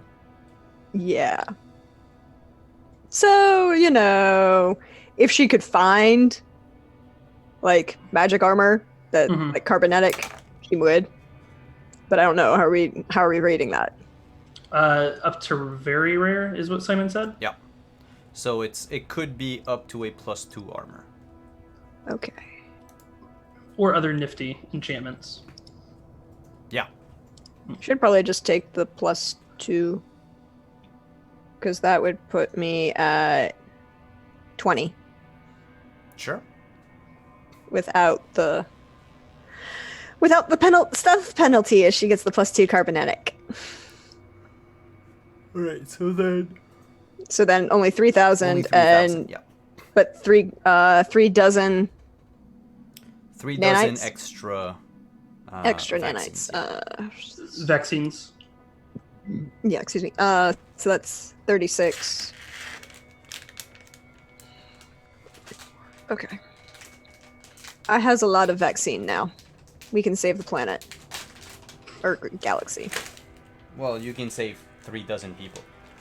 Plus the 8 I had, so 44. But she'll find more. She's on a mission to treat this like an epidemic. And then as the general leaves, she'd turn to Amanat and go, "Really? You didn't want to mention this?" Like I said, it's complicated. No, it's just straight up lying. That's not complicated.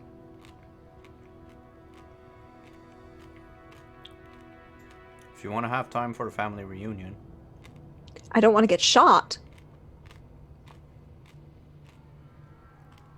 then I did not think that you would wish to hear about the family.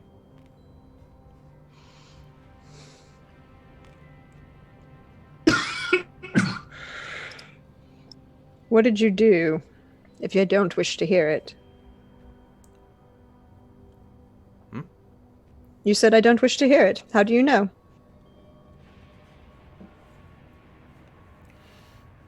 I assumed after all your running that you didn't want anything to do with House Niken anymore. Just because I wasn't there doesn't mean I didn't pay attention. I knew about your promotions. I knew about your wedding.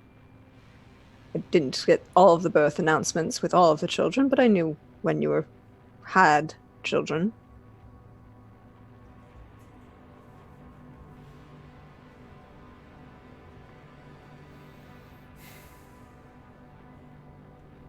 Missed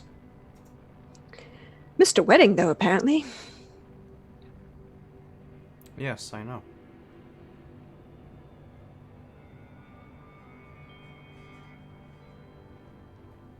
Not that you would have been welcomed with open arms. No. Did try to send presents. It's a little hard. But, I had Here. appearances to keep up, so... yes. And now that you have appearances, here. And she taps a few combinations and sends him access codes to 4 accounts. What are these? They're, well, I couldn't send presents, but that doesn't mean that I didn't care about your children. So, happy birthday. You don't have to do this. I don't have to do a lot of things, Amanat, but I still do them. Don't die anymore. It's really a pain in the butt to bring you back. Apparently it pisses people off, but you're kind of needed to make sure that we don't end up splattered all over the universe and being, ruptured in a billion pieces. Captain, you can explain. Maybe if he listens to you, then he might listen to you more than he'll listen to me. And she'll turn and walk out. All right. Well, long story short, we had a conversation with Oldun in the middle of that star over there. He told us that our ship came from the future and that we're stuck in a time loop where Oldun keeps resetting the universe every time the Mind Flayers blow it up. Apparently, we're so far the ones that have had the best chance at maybe stopping them, possibly.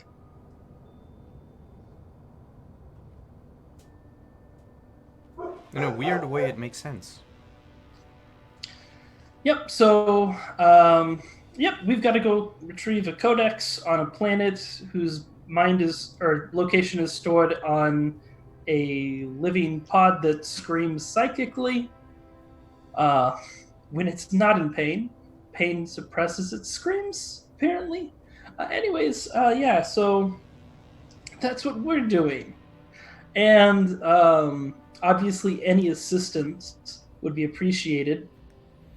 Also, considering we're about to be at galactic war, I know that you like to use the excuse that it takes time to change the Inquisition, but if the Inquisition could just chill out on the whole hunting heretics down and maybe work together with everyone around them, when the Mind Flayers invade, if we get to the point where there's an all-out war, we won't have to deal with, us fighting each other. Persuasion? Yes, please. I feel like I have some good reasons, maybe with advantage too. He's amenable to your arguments, so I'll say yes. Sweet. 29. Well, I've worked a long time to get the Inquisition to where it is now. I figure I can probably just enforce my authority a bit more and get them to back off of heretics for a while. Why not permanently? Because that is a tad more complicated than it looks. But we are getting there. Changing the Inquisition from hunting down just about anybody to hunting down those that are actually a threat to the galaxy or to planetary settlements, vile cults and the like. Why not even point them specifically at the Mind Flayer? We now have methods to detect the Mind Flayers. We now have methods to immunize ourselves against the Mind Flayer. Why not point the Inquisition at Mind Flayers themselves?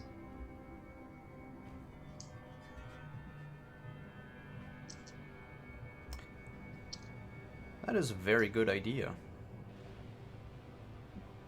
There are so many ways I can spin this that it won't require any tour de force.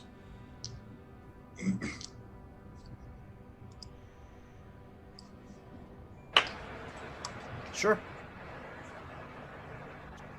All right, I appreciate it.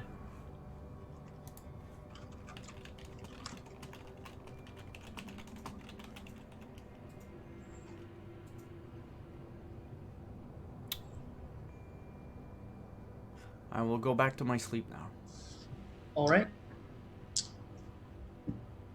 Well, you enjoy your rest. Remember what we talked about, and maybe you won't piss off Kevashet next time you see it, or Lady Katesh next time you see it. That's never gonna happen. Who knows? Miracles happen.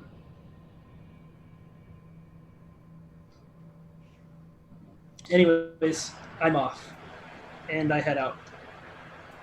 Captain? Thank you for watching over Kevashet. Of course. And he goes back to sleep. Is there anything else you want to do on the station? I want the... Is it safe to assume the spider is considered a criminal? Yes, she is. Okay. I'm going to have one more conversation with the general then. Mm-hmm. Are you familiar with the spider and her organization? Or I'll say in their organization, just in case the gender's unknown. I am. However, the DM needs a quick break, so we'll be right back. Okay.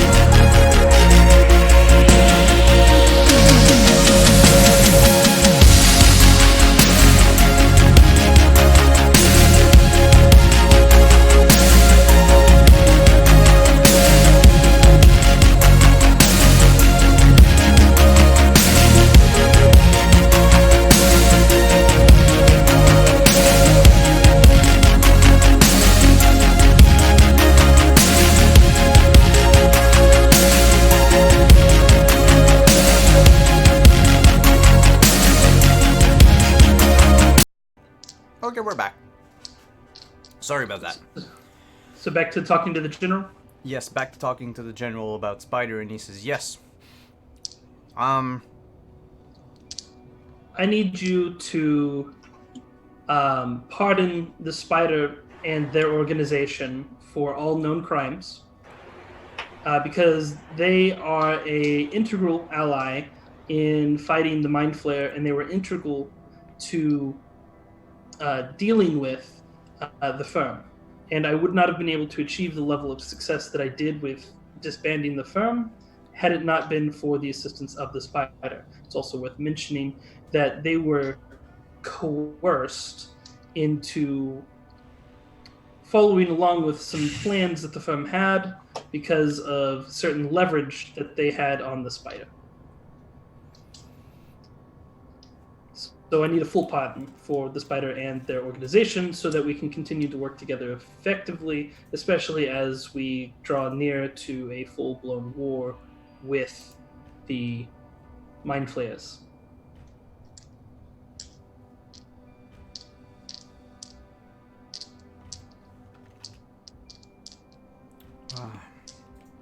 You're asking a lot, Captain Hailtopple. Well, I did destroy an entire organization that's been a thorn in the side of the Knights forever.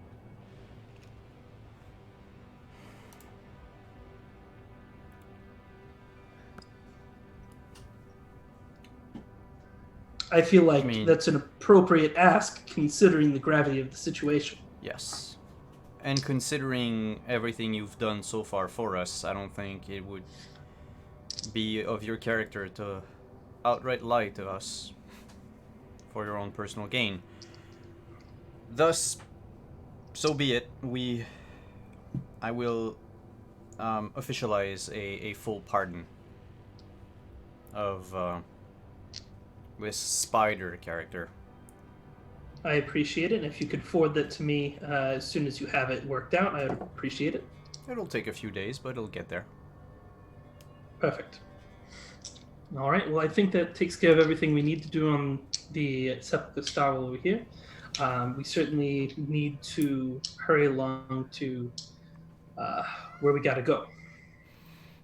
All right, and I apparently have to feed my cat, so.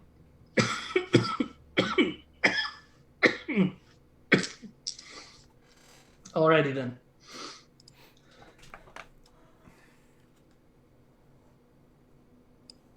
So I salute and I head out. He salutes.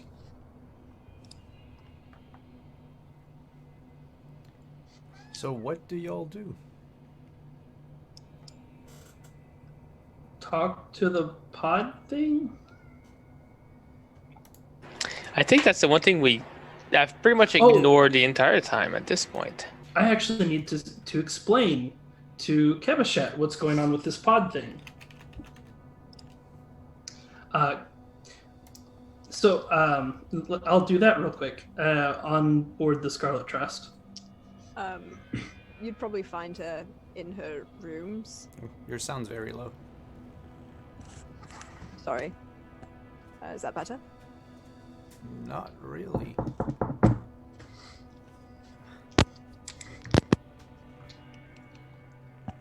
That better? Cool. Got him plugged. Wasn't tight. Cool. Yes, I'm coming. And, while Eddard might have been a little harder to see that she had been upset, it's really obvious now because she's not really trying to hide it on the ship. Yes, Captain. Well, I would say we can deal with it later, but it kind of a big deal. So you know the creature that we recovered from the Sepulchre Star? Yes. Okay, apparently, little backstory on it. Uldum spat it out from the star a few days ago, and it was screaming constantly. And the scream functions as a psychic beacon. Within a day of this creature showing up, Rothians immediately showed up and tried to recover it. The Sepulchre Knights weren't thrilled about it, but they learned very quickly the only way to get this thing to shut up and not function as a galactic psychic beacon that attracts all sorts of attention was to expose it to a mild electric shock, inducing some pain. So when you hear it screaming, it's actually not in pain, but is attracting, psychic beings such as the Mind Flayers and Rothians. Okay, well, And apparently they tried to shield it with anti-magic fields, and that didn't work.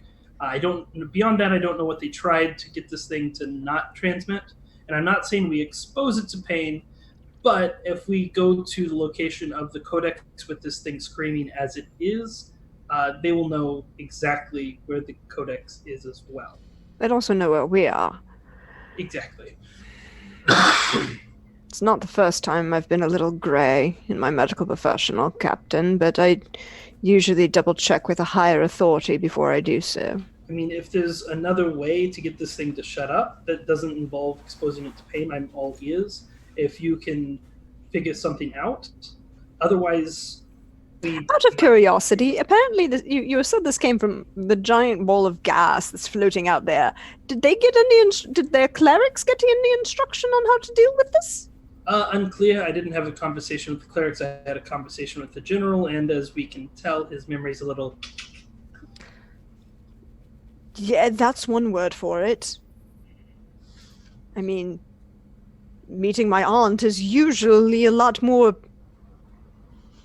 Well... It embeds in one's memory. Yeah. It's a moment that's not easily forgotten. Well, if you'll give me about 10 minutes, I'm going to ask my higher authority, and then I'll just storm back on that and if I can't get an answer appropriate from them, I'll storm back on that floating piece of metal and ask them to do it, because, that thing, kind of gesturing in the direction of this Alden and the star, and goes, that thing sent it! Yeah, If it wants us to deal with this problem, wouldn't it give us an instruction manual not to attract the attention of the enemy? Just saying. I'm just saying that, Oldun could have, instead of sending this thing to the Sepulchre Star for us to retrieve, Oldun could have just told us where the location of this thing was, and instead sent us on this ridiculous quest. And in a request that it kind of created by putting a psychic screaming beacon on the middle of the star, I mean, like, Oldun, let's just say his ways are mysterious and not to be comprehended by us mortals, but it's infuriating. And you now understand why I speak to an entity that at least answers me.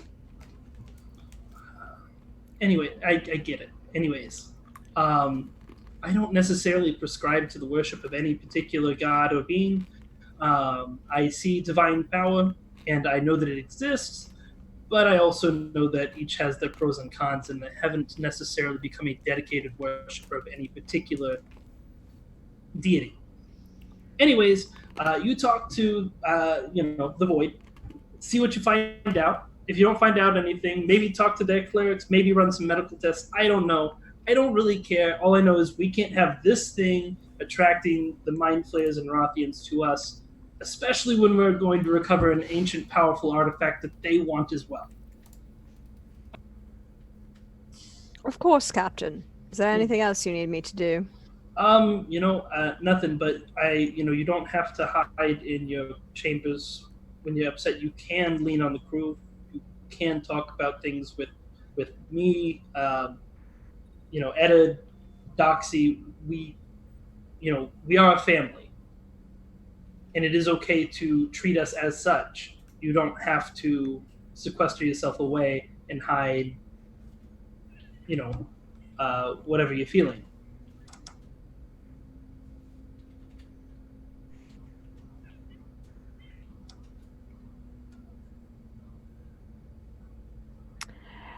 Captain, I treat you better than I treated my family. I talk to you a lot more than I talk to my family. But give me 10 minutes. I'll be with you momentarily. And I just want to say something real quick. Family isn't always those that are bound by blood. Sometimes family is the people you choose. So, just because the family you were born to isn't great, doesn't mean that you can't have a great family that you've chosen. Anyways, I digress. You can open up to us if you want. If you don't want to, we're not going to make you. But we're here if you want us, if you need us. You just have to say the word. I appreciate that, Captain. Anyways, I'll let you do your thing. And again, if you need anything, let us know.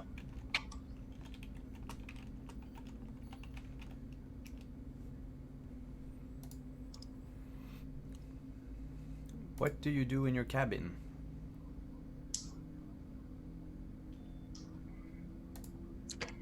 I don't know what just happened, but Zoom just crashed. Yeah, you came back. Cool. Cool. So she will say, I appreciate that, Captain. We'll talk in a minute. There are some things apparently you should be aware of, I guess. If they're going to keep popping up, you should be aware of them. All right. Tell Eddard not to shoot Amanat. It's not all his fault. I will make sure to keep Eddard disarmed. Oh, don't do that. I meant to round Amanat. Also, don't do that. Amanat would take total advantage of that. Hey, I'll be armed. Oh, there's that. You just see her kind of get this, like, stare-off look, and I'll tell you later. And then she closes the door, and she's going to cast Commune with the Void and ask, is the physical pain necessary for this creature? To contain this creature? Yes.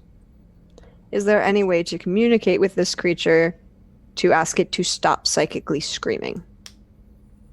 No. And then third question she would immediately ask is Doxy's containment field holding? Can you clarify holding? Well, he said he designed it so it would do the same thing without the physical pain and, like, prevent the psychic field from expanding. Okay. Then the answer is no. Okay. Well, that's pleasant. We'll have better conversations as soon as I leave this place and we can talk in a more private environment. I'm really sorry that this has been so stressful, and I'll see you later. And she'll open the door and be like, Captain? Yeah. Let me guess, you didn't get the news you wanted. No. We gotta subject this thing to pain. Yep.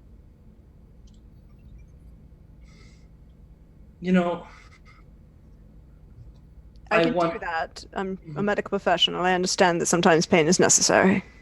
I do wonder, and maybe this is a stretch, it screams when it's not in pain, and screaming is typically a sign of something being in pain. What if, and this is a stretch, what if this creature enjoys pain?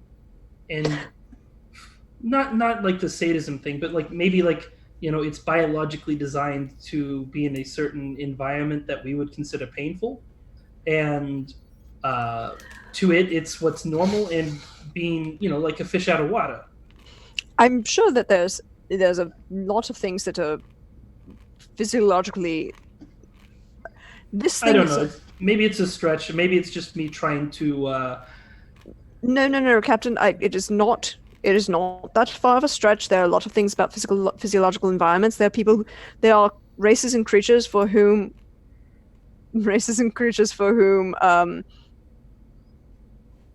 oxygen is severely poisonous, and therefore they need a more different environment. We would consider toxic.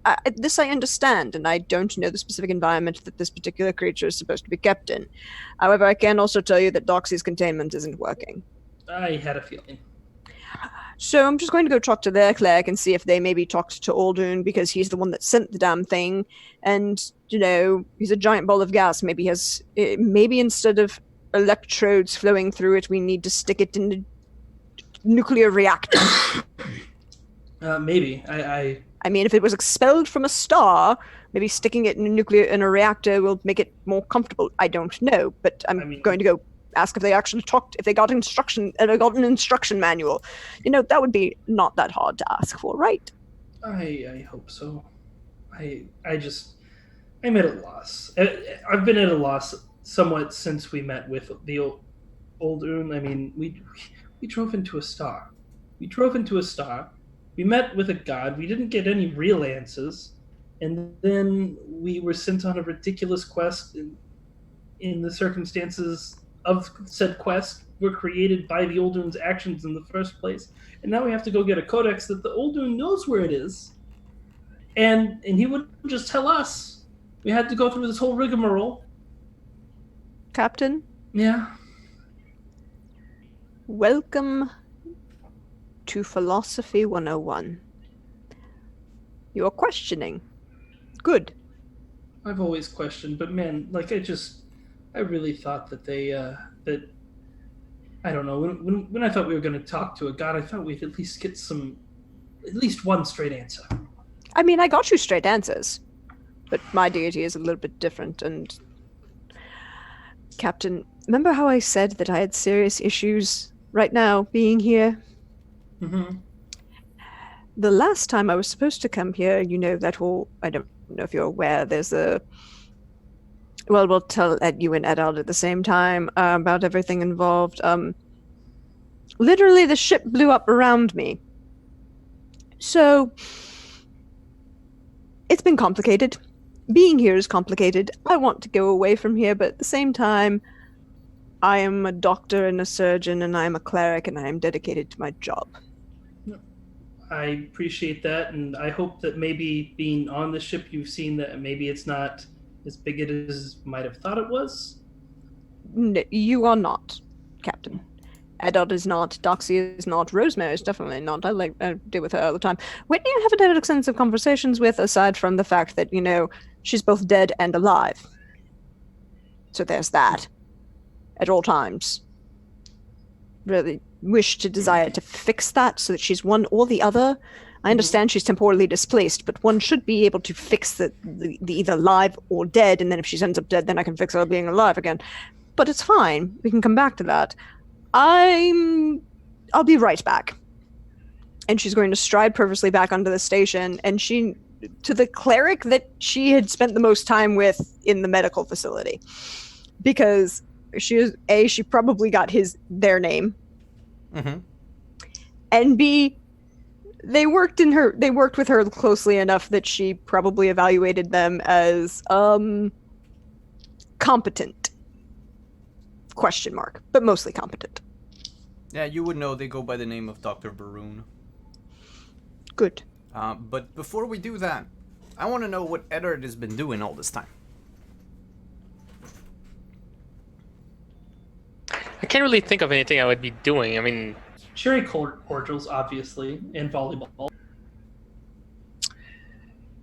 that's a given. I mean, right now volleyball would be me and Twitch, so probably getting my ass into myself by a robot that can calculate with precision where to send the ball.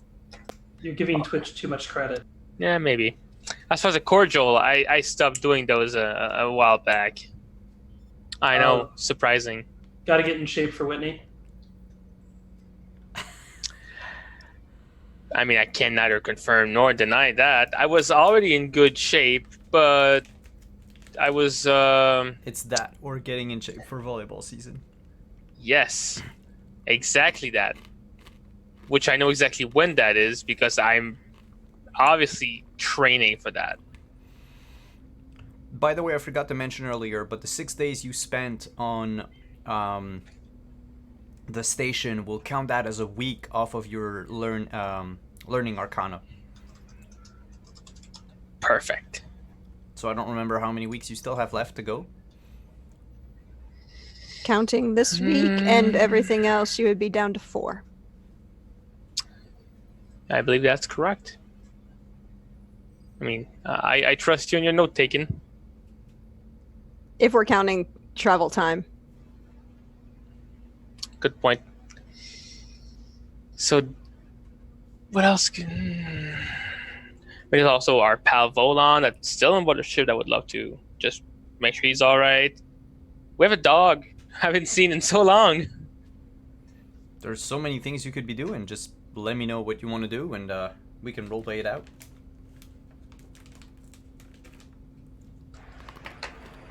Stella might not make for the best conversations, just so you know.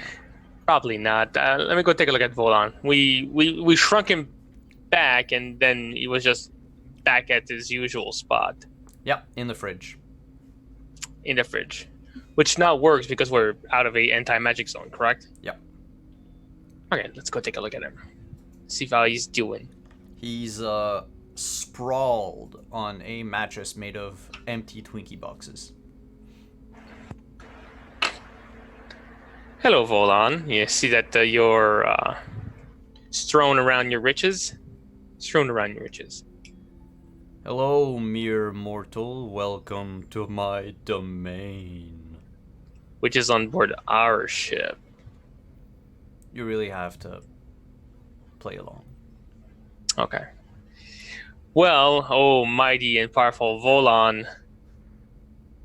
How? Well, firstly, can I ask you a question? You have been polite enough. You may ask away, petty thing. How did it feel to be bigger than any ship in the known universe? I felt clumsy but powerful. But clumsy most of all. Oh. But powerful too. I could destroy planets if I wanted to. I can still destroy planets, you want to see? You kind of already did. There's a planet that got swallowed up by you when you I know became it's enlarged. taken a while to process. I haven't eaten since. So what's been happening outside? I feel like I am imprisoned in this place sometimes. We fought a beholder. We're currently fighting against mind flayers who are trying to threaten the very fabric of the universe. A beholder. Yes. Can I eat it? I don't see why not. At this point, I'm pretty sure it's either been discarded. Yeah, they got rid of it. Yes. Yeah, let's just keep the beholder for a little while. Unfortunately, oh mighty Volan, they incinerated it as soon as they could to avoid the spreading of any kind of disease. So the next Shame. one, and there will be another one, we'll make sure that you're there. Good. I would love to see my might against the might of, what are these beholders? Like the brains on legs that you guys keep, mentioning? No, it's more like it's a sphere of about 20 feet, let's say. A bit less than that. Really? That was Yeah, bigger than that. No, it's half that size. Okay, 10 feet wide, with a big eye in the middle, and then tentacles with eyes on it that just shoots lasers. That's pretty metal. Oh, it... It's a very bad joke right there, and I'm not going to. It is very metal until it dies. Then it just became a few 100 pounds of flesh. 100 pounds of flesh. My tastes have changed ever since I gotten bigger. I've been craving some bigger and bigger food. The Twinkies aren't enough, which is a shame. I did love the things. So you're done eating Twinkies? I think I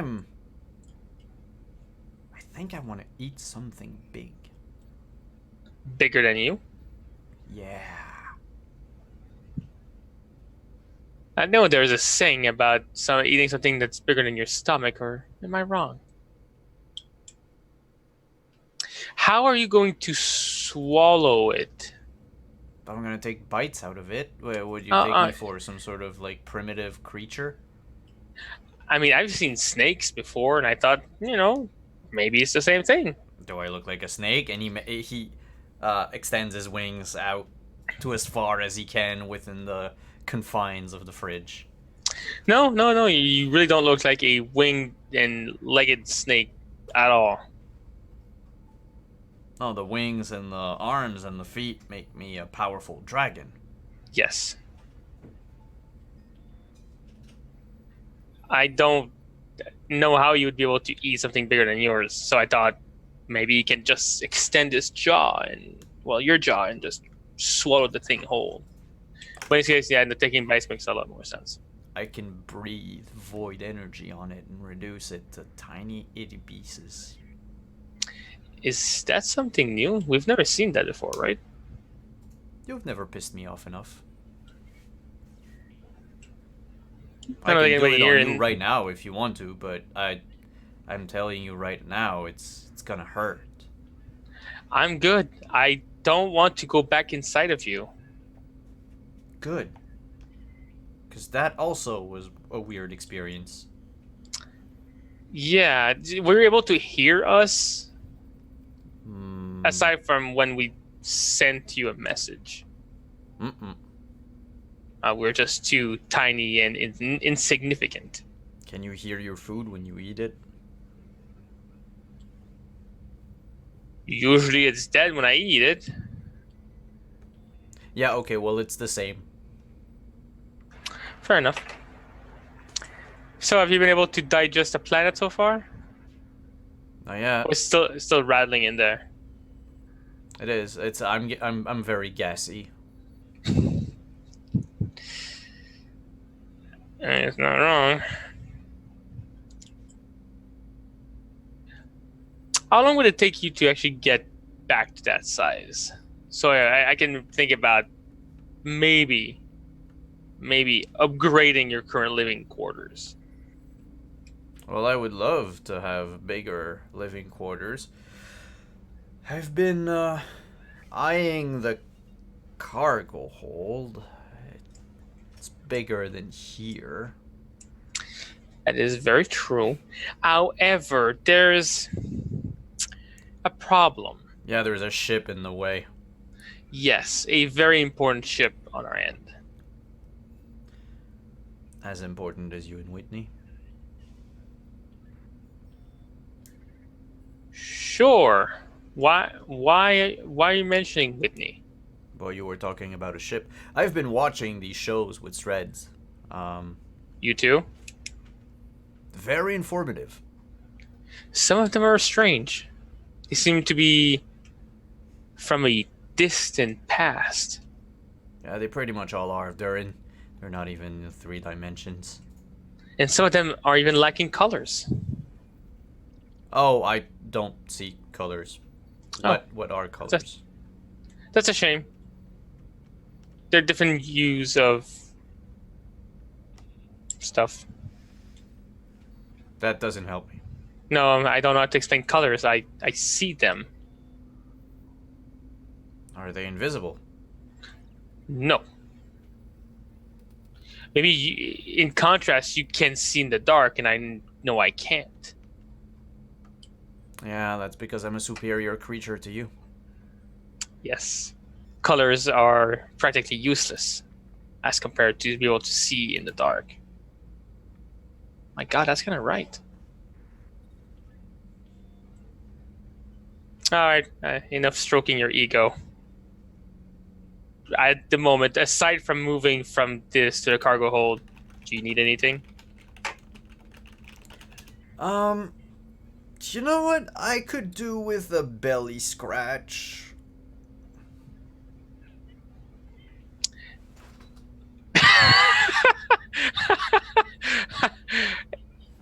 You do have like a billion servants that could definitely do that. I am not about to belly scratch you just because you want to. Attend to me, Wismos. And then they're gonna And repel like a up to half him. dozen, a half dozen Wismos start climbing up his chest and his belly, and they just start scratching with their tiny metallic fingers. And he's like, "That's the life. I have servants, I have food, I am protected." Next thing you need is followers. Maybe one day. Would you follow me? Well, you are part of the family. Would you follow us? I don't know if I feel like it, I guess. Then right back at you. Huh. Of course I would follow you. Anybody here would follow you at... Well, not sure about Stella, though. Good to know. The next time I encounter danger, I expect you all to follow me. I'll discuss that with the rest of the family and see how they feel about such a statement. Please don't go looking for trouble just to test that theory. We'll see about that. Okay. Now that you're getting your belly rub, Yeah, it's getting a bit intimate. You should probably leave. I'm gonna leave double time. Oh, I'm gonna come back and poke my head to the door. Don't eat all the Twinkies. I'm really miss that. He's like halfway eating a Twinkie, like his head turned away from you, like roar. It's not the last one, is it? Ooh. Damn it. You have a I'm gonna food walk away. replicator, for fuck's sake. Not for Twinkies. And with that, this little freeze frame of Volans, that's where we're gonna end tonight. Next week, we'll probably delve into, well, the pod thing, for one. And, getting you guys on the road to Un's Codex. But, I am Simon at Wandering DM. Thank you everyone for coming. Thank you all for playing in this game of mine. Thank you chat for hanging out with us. It's always fun. Thank you to those of you watching on YouTube. It's always appreciated to know that you are also watching. Thank you for all the donations. Thank you for the new subscriptions. I would like to remind everyone that when we reach a certain amount of subscriptions, the group gets a level up. So we are, I need to recheck, but we are still a few away from the next level. And these levels are, of course, above and beyond what I hand out for the campaign. So the group is slightly higher level than they should be. The Beholder should have been a whole other problem altogether. But we're cool that way. But, yes, without further ado, let's go around the table. Tell us who you are, where we can find you, and what you have going on the internet. Let us start with Mr. Edard. Alex. Yes, you can find me on the Twitterverse at, excuse me, _Gambit. And next Saturday, I do have a game that was postponed from last Saturday because of internet issue both here and with the DM. We'll be playing Curse of Strahd on Valdrian's Twitch channel, posted in chat right now. Cool. Yes, we're about to save somebody with that lady fighter with a, I believe if I recall correctly, a big ass sword. So we'll see how that goes. Nice. And I think our orc lady was gonna try to woo her, so we'll see how that goes. Nice. Yes. On the other side of the table, let's start with Justin, Captain. Muted. Hi, I'm Justin, Community Manager with Maychain Press. We created Dark Matter, and we are currently working on Insomnia, aka Horror 5e. That'll be launching on Kickstarter in February. But anything that's released on our store, you can use Wandering DM as a code to get a discount of 15% off your purchase. So don't hesitate to check out store.magehandpress.com. And we have, last but not least, Deirdre. Oh, hey, all, you know me. I'm at Deirdre on Twitter or Praxagora Thesmophoria as you see me hanging out in the Twitch chat. And I have all the fun with this game and I love this crew. Thank you, crew. But you can find me actually tomorrow? I'm supposed to be over on my Black Roses Bloom tomorrow. We'll see what happens. But I will definitely be back here on Friday for all the things that happen here. And then Saturday, I'll be running some vampire, and there are absolutely no consequences for this crew at all. Absolutely none. Oh, so they're doing fine. Yeah, we are. Why wouldn't we? Because you're a vampire, that's why you're doing fine. 2 nights, pissed off 3 elders, and a pack leader, or Brujah pack leader. You'll be fine. Yeah, no consequences whatsoever. Absolutely no way for anyone to, kill you in your own domain. It's fine. Oh no, is it the professor? Is it the sexy professor? He's the one that's gonna betray us all. Rupert Giles, damn you. Oh goodness. Before we leave, let's go raid our friends at the Greyhawk channel. They're currently playing some D&D game, the Paradox Report Episode 1. Ooh, new episode. Yes, before we do so, I want to try something. I want to show you all a little something coming up for the channel.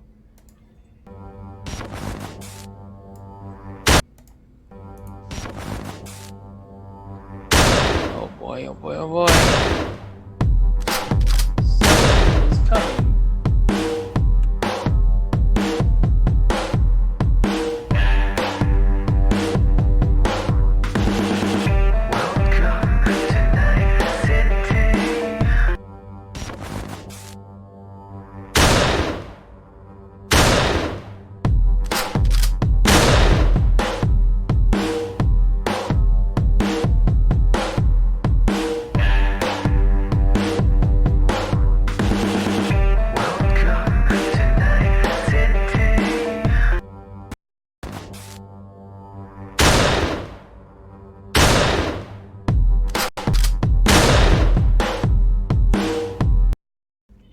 Slob's not able to transition properly. Well, anyway, that was it. We'll see you. Well, what is Red, Simon? Ooh, Yes, what is it? that's a surprise. That is a surprise that you players will find out after this show, but that people will find out in the coming weeks. So let's go raid our friends at the Greyhawk channel, and we will see you next week. Ciao, everyone.